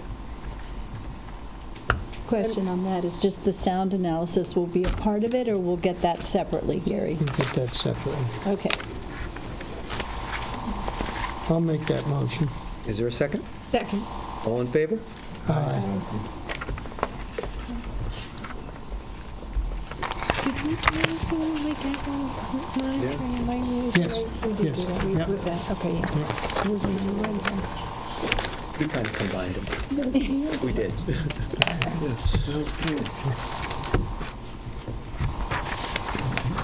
Okay. Item number 8 is the helipad. And just to bring everybody up to where that is, the helipad, if you don't know where it is that on the end of Meadow Lane. The reason that we have it here as a discussion item is the piping plover seem to be choosing Southampton for their nesting location this year, which has forced the closure of all the beaches. And by the helipad, you have Road D and you have Gary's Way, and that is access to the picnic area, which has been pretty much the only drive-on location on eastern Long Island, and it's very sacred and well held. So the thought that we have is to help the community. I will say that most of your drive-on traffic on the picnic area is about 11%, I believe it was 11% village residents. The balance is mostly town residents. Interesting. But what I thought would be a great compromise is that opposite the helipad, we have a parking area that is village permit. But very rarely, even on the busiest days in the summer, is that ever full with village residents. They don't go all the way down the beach there. And my thought was for between now and August to alleviate some of this traffic, trying to get out onto that beach, we make the helipad parking available to anybody with a four-wheel drive permit. And to give you a concept on the four-wheel drive permit, they first have to go and get a town four-wheel drive permit, which they pay for. Then they come to the village, and they get a village four-wheel drive permit, which they don't pay for. We give it to them. So now if they can't go on the beach, they can at least park down there, is the main idea. Gary has also been very instrumental in that, and we're looking with the Department of Wildlife, and I think they've given us permission for the most part as of today. What we're going to do is we're going to rope off an area down Road G, that is, or Road F. Road F and Road G. And we're going to rope an area down, and with a turnaround down towards the end of the beach, and we're going to assist people with a four-wheel drive vehicle and pickup on the back to bring materials down there, barbecue grills and chairs and umbrellas and everything, coolers that everybody brings, drop them off, and we would do that on the weekends so that at least they can enjoy the beach. But Gary, maybe you can... That's about the size of it. Shuttling the people down from the parking lot to the... Well, that's what we'd like to offer to do, because generally, you've been down there, you go down there, there's 3 generations, it's your children, it's also your grandparents. Charlie, that's a little dotted draw, so people know exactly where that path, that roped area. Charlie, show that picture again. Yes, that's my great artwork, and what you're basically seeing there, you're seeing 2 rectangles on the beach, which are the approximate locations of the plover nests. And we had to take a measurement off of them to give to Fish and Wildlife. The town trustees on our behalf are negotiating with Fish and Wildlife, and the green light came back from them today that if we would like to put that turnaround at the end of Jim Mary Way, which is the sand road that goes from the beach to the heliport, they would give us that permission. The town will put a plover monitor at that turnaround all day long while the shuttle would be running, and they would be sitting there basically with a scope looking out for these birds. If the birds made it to the turnaround would get shut down. Silly question. Where's the shuttle coming from, and who's funding it, and who's driving it, and who's paying for the driver? Village and village and village. The town trustees would be paying for the plover monitors on the beach. Well, they do already. We give them money for that, but okay. And what we've done is we found a UTV that we can rent for a month for about $800-900, and then we'd be looking about 9 days of hiring. Is that where our intern's going? I'll put them down there for a day. Sure. But we have to find those employees to man it. But if the board voted in favor of it, we would be starting it this Saturday. And we'd give it a trial for the weekend. We'd see how many people we get. I mean, a lot of people who come from the other side of the canal might not think it's worth it to come all this way. So what are we doing with the parking? Are we easing the parking restriction? We're removing the parking restrictions from any village sticker required, we aren't. We're removing the parking restriction, because if you park in the town, at a town beach, you need a town permit. So the same sticker is required. The village parking sticker is required. The village parking sticker, no, the 4x4 sticker The is off-road required. 4x4 sticker. Correct. So that's all. But to park there is also the village. Am I village wrong? sticker, yes. The village beach pass sticker to park there. So there are people who have the drive-on town and village pass, but not the parking pass. Right. So does that still hold where the parking pass? So we're That's what he so wants we're to release, releasing we're relieving the restrictions on the parking permit. But as long as you are in possession of what's required to drive on, which is a town and a village drive-on pass, then you are allowed to park there for this season anyways, or the plover. Right. So we're talking about temporary lifting the restrictions. Right, through August. Right. Okay. Thank you. I have that right? Got that right? Temporary suspension. Temporary suspension of the permit requirement. Of the provisions of Chapter 8614, which are the permit requirements. But if they don't, if they are not in possession of at least the drive-on requirements, then they will receive a ticket. Absolutely. Okay. In the shuttle with our intern. But that Or the brings chief, or the about, chief back there. but that brings Drive. about a good question. I guess anyone could use those shuttle. You and I are going to be the drivers. That's fun. I have fun. I'll take my little, I'll use my Colorado. Get the hell out of it. Is there a surf rack on there? No surfing allowed. I don't know what is on that UT. You just got a big No, back. It's like an we're- oversized gator. Or, I have a nice blurry picture It's for like you. the Partridge Family bus, multicolored. Probably can focus that one up for me.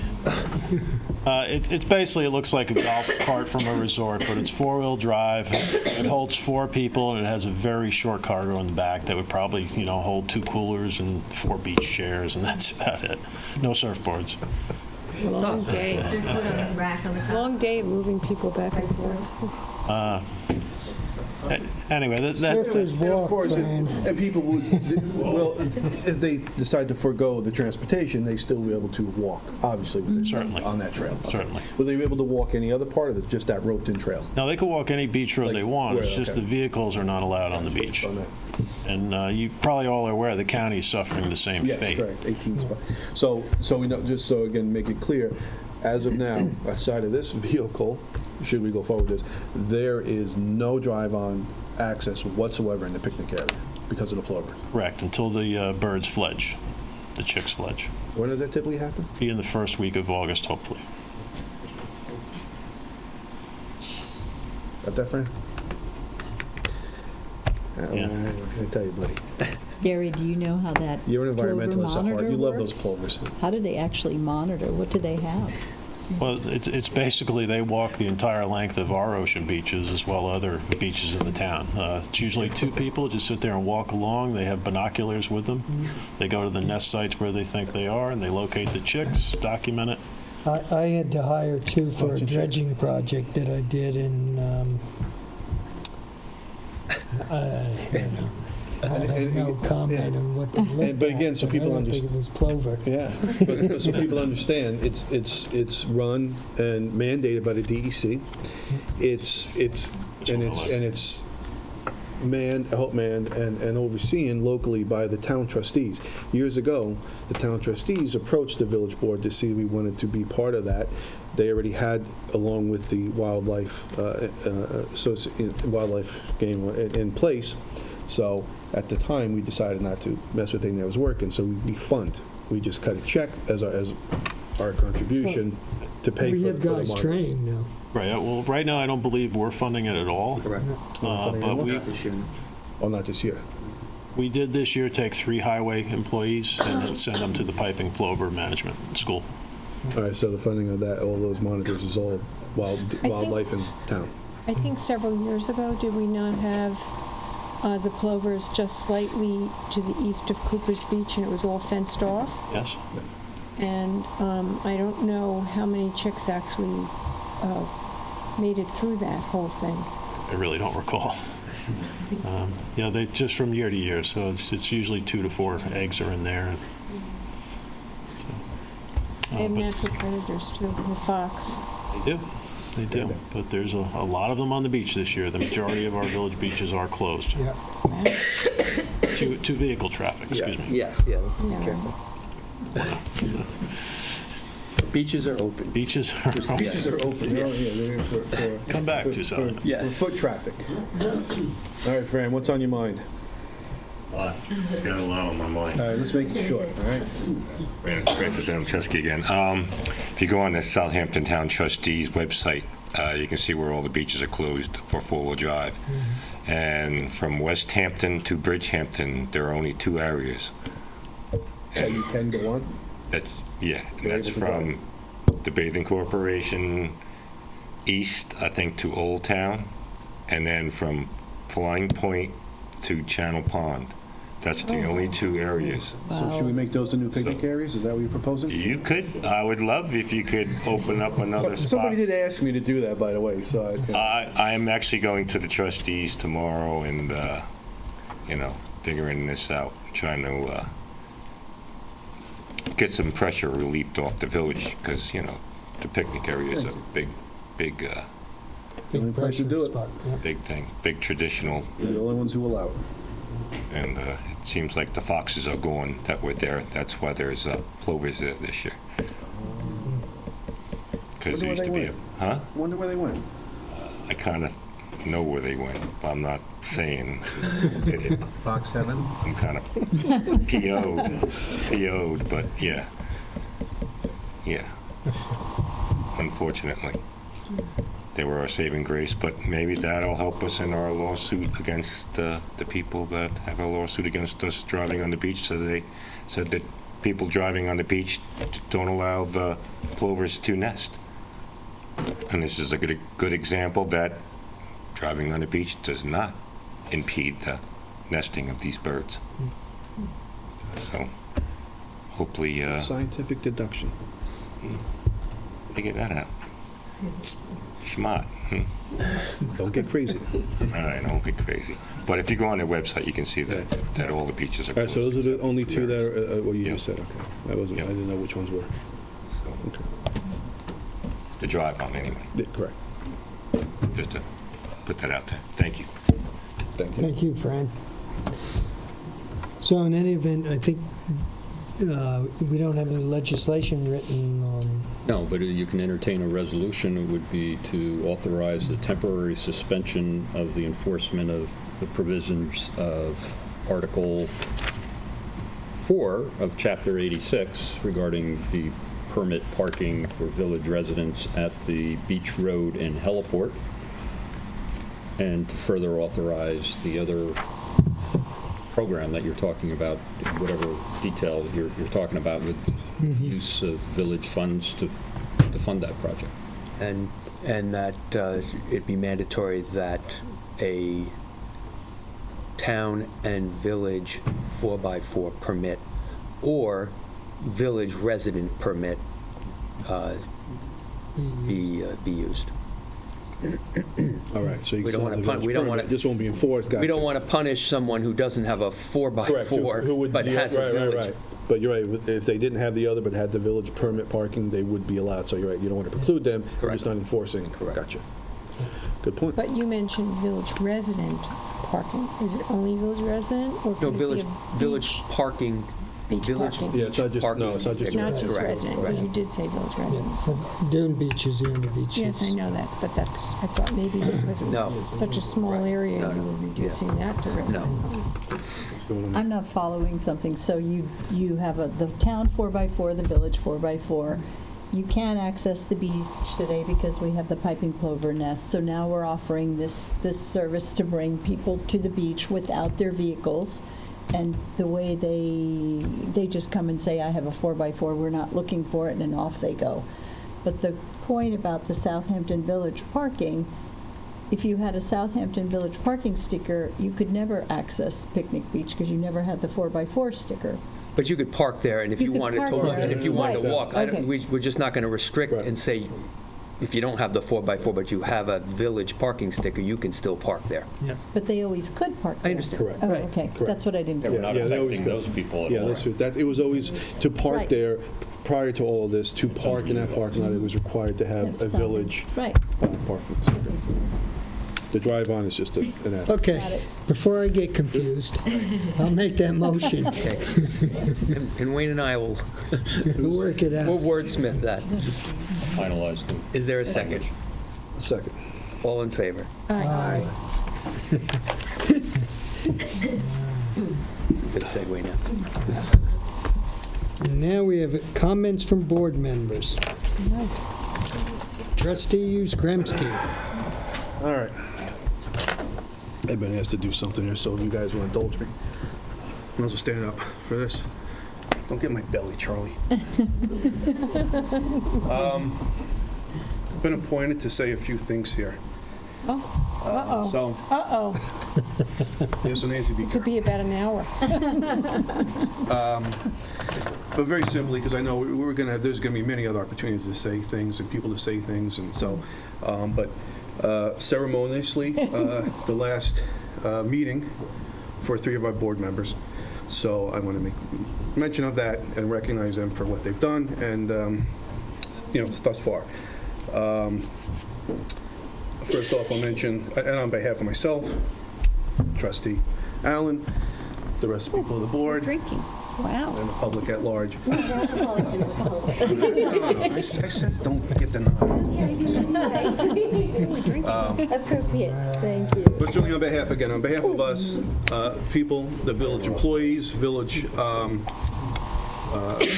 volunteers, again, mention a few things. Again, we have bittersweet, a few people leaving for different reasons. Start off with Mayor Michael Irving. And again, all three of you have had incredible length of service to this community, to this village, to this building, and to these people, and to Fran. And, Michael, you started, I believe, in the planning board. You actually chaired it, and I think you sat on that board for 5 years. You moved over to the village board as a trustee, sitting beside me, where Kimberly sits now. Yeah. And you finish your rounds, if you will, as a mayor, moving over once you had to the center chair, which you ran against somebody a couple of years. I don't know if that got that one. You're all right. But you've had an incredible length of service, and you've done it through couple different boards. You've accomplished a lot. It adds up to about roughly 12 years of service. It's a long time, and we all know that up here. It's a long time to commit to the community in this village. You've done a lot of good stuff in all your different boards, and you brought up a lot of good points, and you've contributed a lot to this board and this village. So thank you for that. Well, thank you, Rich. The time for that you've committed and the sacrifice.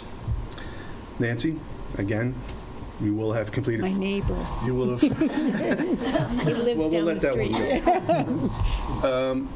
street. You will have completed 14 years of service. Again, a very long length of service. You got in just a little before I did.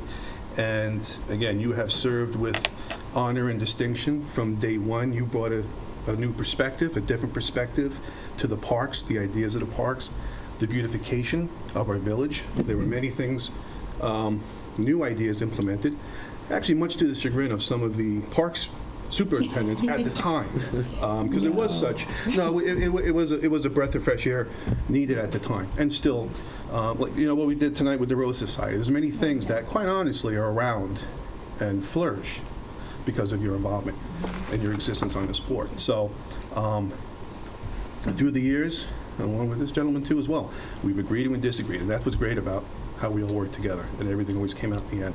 But again, for 14 years of service, you've contributed a lot to this board.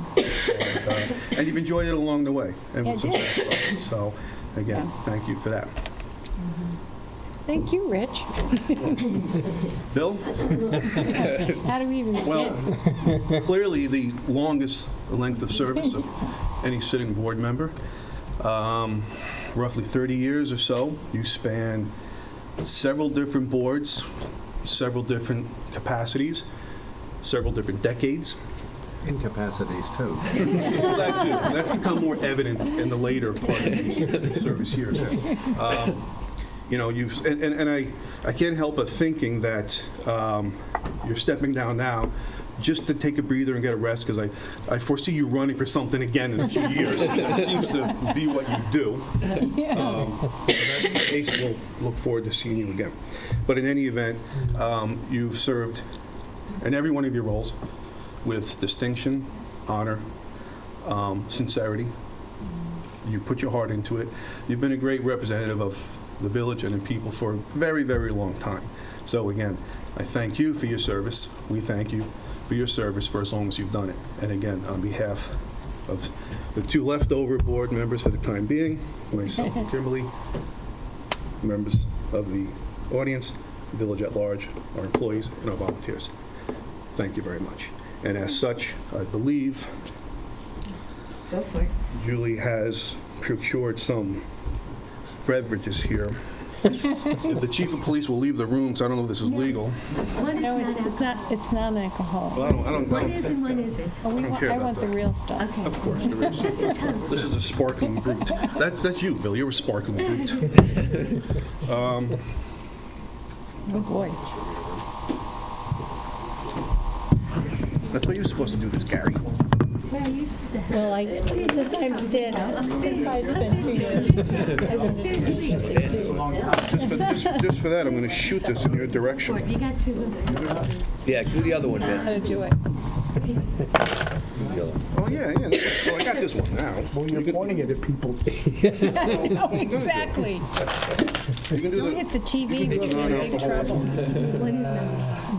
That's what Nancy, were you the largest, longest serving trustee? Absolutely. No, maybe, I have no idea.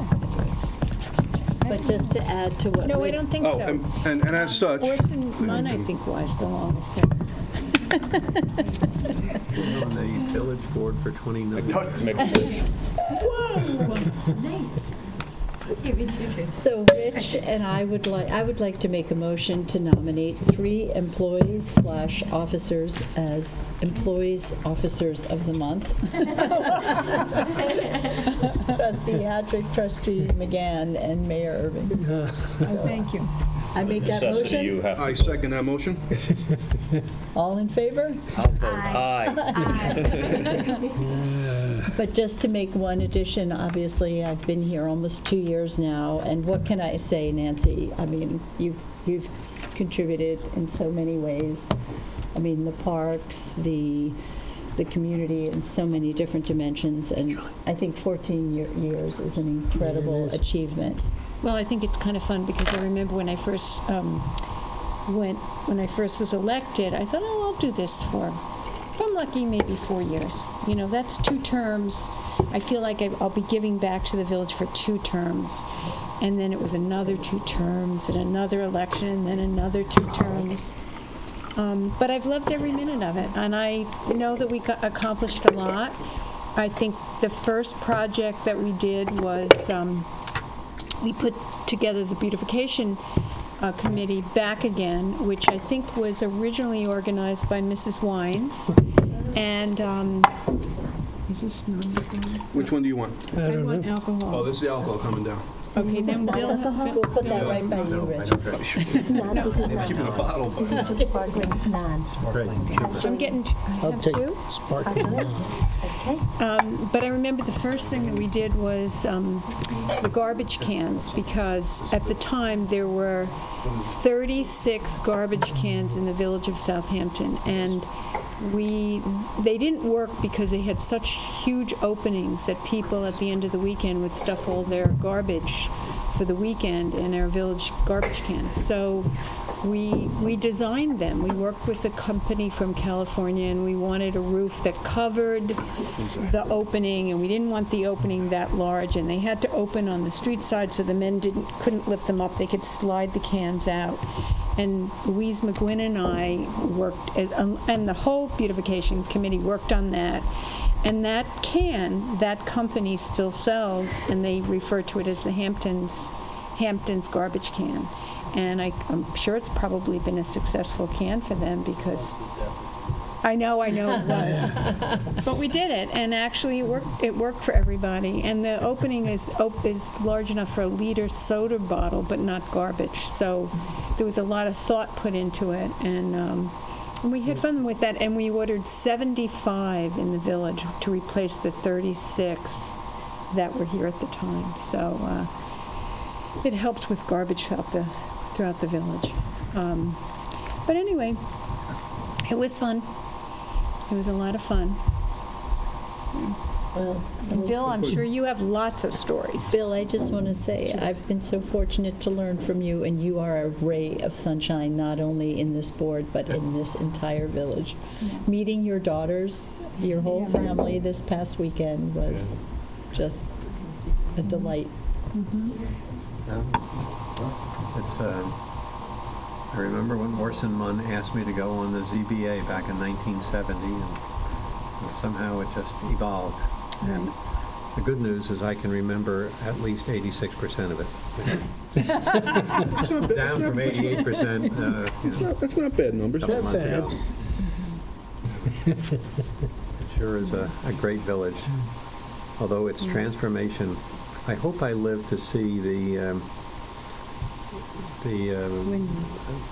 the next election, or the census figures. Oh, yeah, we talk about that. I'm fascinated by that, and the fact the last census showed that 10-year period, the white population dropped by just over 20%, and the African population dropped by just over 40% from 2000 to 2010. And I'm virtually certain that has accelerated in the last 10 years, and that the year-round population is just sort of disappearing. And we're going to need fences around us like the piping plovers or something. But anyhow, couldn't have picked a better village to sink my roots. On behalf of everybody who wants a drink, have one. But again, Thank you. Cheers. cheers, congratulations, thank you. and much thanks to all three of you for your service. Thank you.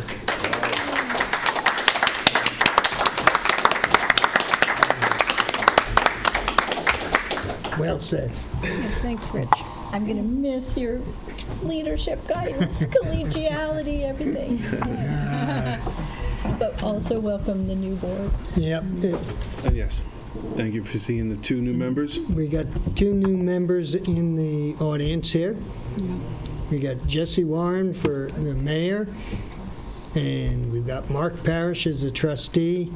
And I'm sure you guys are going to do well, and I wish you the best. Don't get yelled at too much. Don't worry, I will. And you're bigger than them, Fran. Younger than I am. So here's to you two, because Yes, yeah. we look for great things from you. Yeah. Well said, Michael. Yeah, good luck.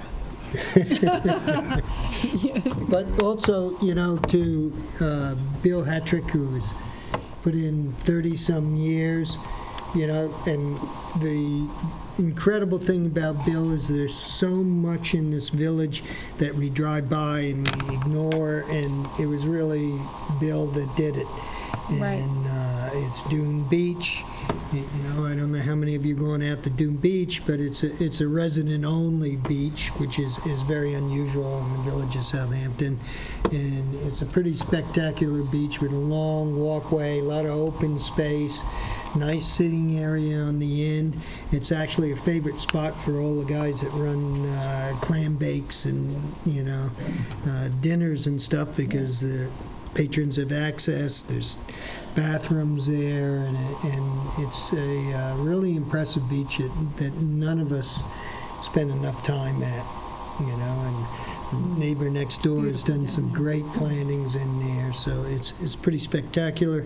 It's also one of the last, actually I think probably, Fran, you will say it's the last beach that has beach plums on it. Yes, it's true.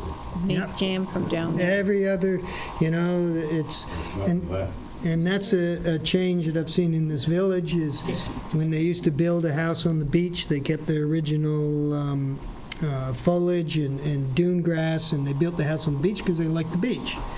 Today, they build the house on the beach, they tear out the dune grass, they tear out all the beach plums, and they put in turf grass. And that is the last spot that you can go and get beach plums, and I know my parents used to make beach plum jelly every fall. It was just a I've gone real down there.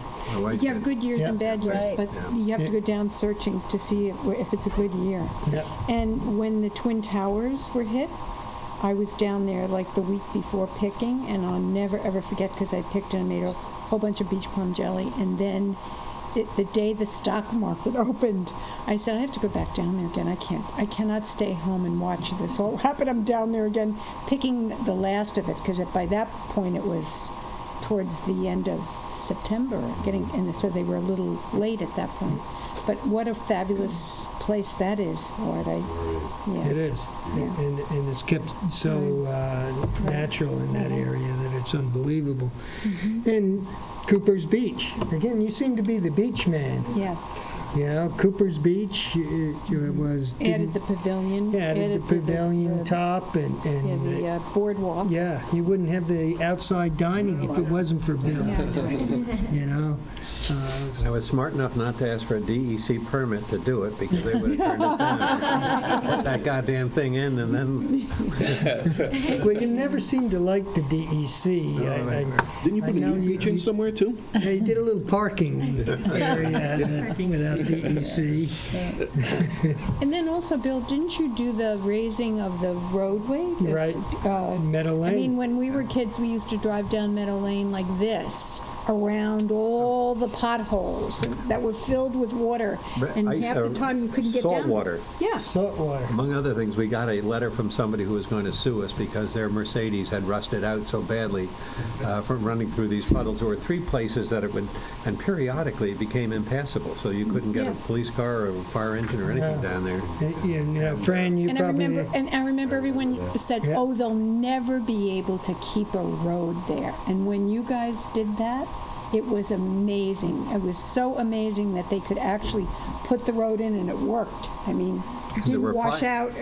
In Yeah. the first 2 weeks, what we didn't know, nobody told us that when you put in a new road and it's all freshly paved and all that sort of thing, people hit the accelerator, you know, and we had 5 accidents down there in the first 2 weeks, one of which was a car with 5 people turned over. God knows how fast they were going, and they went around one of those turns, and we learned that you've got to put speed limit signs, but you've got to paint lines down the middle so that people have an idea of where they are on the road. We were shocked at 5 accidents just from people getting exuberant on the new. It was like a runway, you know. Because, Fran, I remember going down that road with Lutz DeBellick, Walter's Bellick, and he had that Dodge Power Wagon, and it was mostly rust, and it was the middle of the winter going through there, blocks of ice, and it was all just dirt, you know, so. And my 4 village board members did something that I think was indefensible, but they decided that the people who lived down there, we would establish a tax district, and if you lived on Dune Road, you had to pay for the whole damn thing, instead of the village saying, hey, it's our road and it's our responsibility to make it safe and so on, and my best friend lived down there and he never forgave me. I really think they did a wrong thing, and 4-1 wins, you know. And then the other thing that Bill did was the cultural center. You know, that was cool. Actually, if you didn't build it, maybe I would still be mayor in a week. I wish I was smart Thanks, enough. Bill. I never saw the Pink Panther was the bowling alley that used to be in there. Yeah, but I remember. I never saw that, and the village had taken out the alleys because dangerous, you know, where the ball returns and all that sort of thing, you couldn't walk across the floor, so there was just a bare piece of slab of concrete and no ceiling, and don't get me started. And then also you did the concerts in the park. That was big. Yep. That was a really big thing that you did. It was wonderful. It still is. I didn't take my mayor's salary because I was so afraid I wouldn't do a good job that I would at least be able to say I didn't do it for the money. And I had seen a concert in West Hampton, and we started it over here, and if I hadn't paid for them, it never would have gotten started. But we ran out of money about 2/3 of the way through, and then Sher Brown and Ben Hull took one, and McEntee took one, and Dr. Fear paid for concerts, and that became the way. From there on, we sold them every year, you know. It was really something. But it was, and what was the name, the great guy who did the finale? That was Vivian and the Merrymakers. Wow, that was the stroke of genius. Yeah. And the other thing that I always remember that you did was when you were mayor, you wanted the village sidewalks washed on a weekly basis. And everybody was applauding that because it was a great idea. And you kept it clean and neat and lovely. Yeah. So. And Nancy, I mean, you've kept the village so beautiful. You've done all the parks. You did the parks down in Lake Agawam, and the resurfacing up at Windward Way. Yeah. Well, I mean, I credit Gary for a lot of that. Gary just sent us the bill. Yeah, I know, but Gary would come and say, I think we need to do this.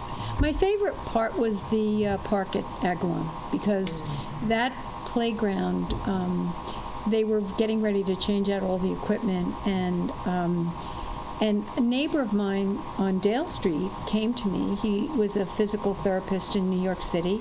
He and his wife, and they had 3 young boys. And he said, you know, if you ever want to change out the equipment in that Agawam playground, I'd really like to have a little say in that. And I said, oh, that's interesting, because we are talking about that. He said, well, you know, I take my boys to certain playgrounds in New York City, Manhattan. And he said because the playground, the equipment that they're using in those playgrounds challenge their core muscles. And he said if you're ever going to pick equipment, that's the equipment that you want, that they're getting to use their core muscles. So I said, I'm very interested in that. So Gary Tommy Lewinsky, who was the head of parks at that time, and I got in a car and drove up to Port Washington because there was a private school in Port Washington that had some of the equipment, and we wanted to see it. And I'll never, ever forget Tommy's expression, because they had the spinners. The spinners are probably one of the most favorite things down at the park, and I'll tell you why in a minute. But we looked at those, and they were all this heavy-duty galvanized equipment, and Tommy took one look at it and he said, oh, this is substantial. This is really, really great.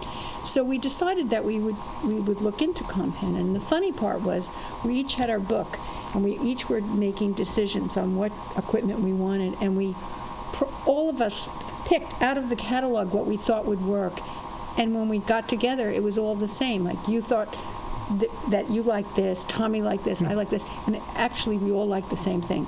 But the spinners, which I thought were very, very interesting, the rep from Compan said that one of the things that is really good for brain development is spinning. And most people don't realize that when your children are young, you know, they'll get on a swing and they'll wind themselves up and they'll let it go and they spin. Or they'll stand and they'll turn and turn and turn and turn and turn until they are dizzy. Or they'll roll down a hill. So they found all these ways to do it. But he said what spinning does is it helps develop the brain. He said not in older people. It's not great for older people, but it's really, really good for children. Don't do it, Bill. And so that was, and those spinners, from the moment we put them down there, those kids are on them. It's the favorite, I think, down there. They're on there, and you know, it's not, they have to make it spin. They have to use their body muscles to make it spin, but they're down there spinning away, having a wonderful time, and it's nice to see. It's nice to see that they loved it. And the funny thing is, when we did all of that equipment, we would go down, Mayor Upley and I would go down there. I'd go down there to check on the progress. And I'm down there with Mark Epley and his wife Marianne one day, and we see these kids coming down. They weren't allowed. It was all closed off. No one was allowed in there. So they're walking the wall next to it. They're sitting on the wall. They're like, and these were probably junior high school kids. And they're sitting on the wall, and then we're watching all of this because it was new, and they hadn't even finished the rubberized surface, and all of a sudden they jumped down, and Marianne says they're in because they were so curious to see what we were doing there, and it was very well received, and I think we want to expand it. Yeah. So, but I'm not going to be here for that, but we're hoping it gets expanded. Nancy, you're going to be here. But, you know, to two of, I don't know if everybody realizes, but between 1, 2, and 3, we have just shy of 60 years of service to the village of Southampton.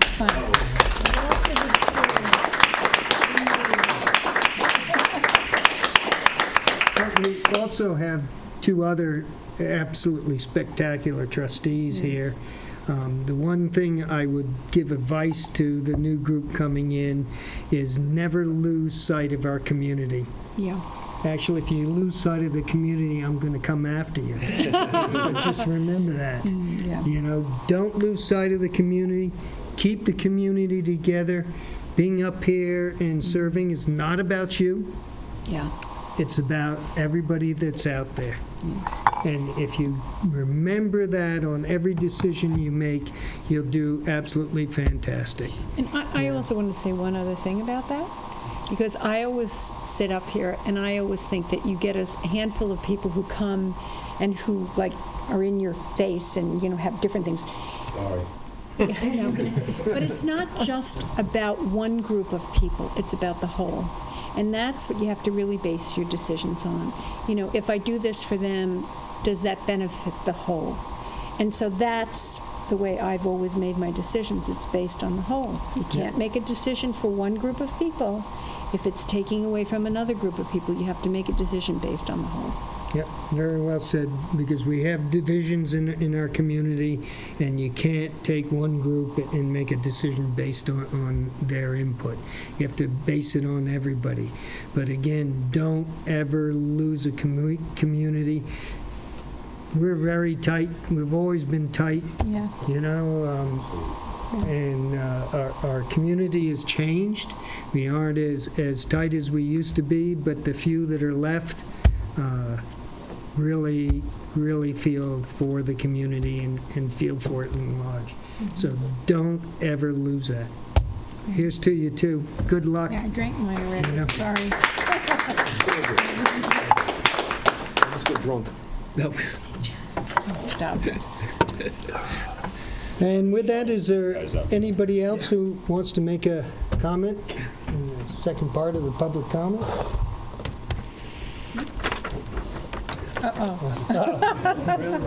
You know me, I can't just say one. You had a couple of hits of the booze, now if you're going to talk a little bit? No. I just want to thank you all again, Mike, Nancy, Bill, your inspiration to me, and hopefully to this community, and hopefully to these guys. The community is very important, as you stated. Very. There's not much of us left.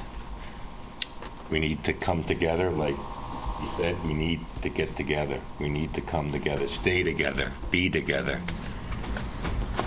These guys are great. Nancy, you're great. Kim, Rich, Wayne, I know you since pick on me all the time. I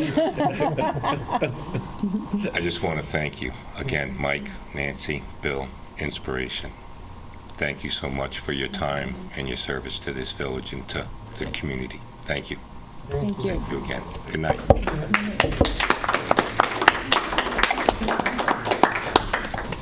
With that send-off, a motion to adjourn to executive session for the purpose of discussing contractual and personnel matters involving village employees. Thank you, Doug. Second? Thank All you. in favor? Aye. Aye, aye.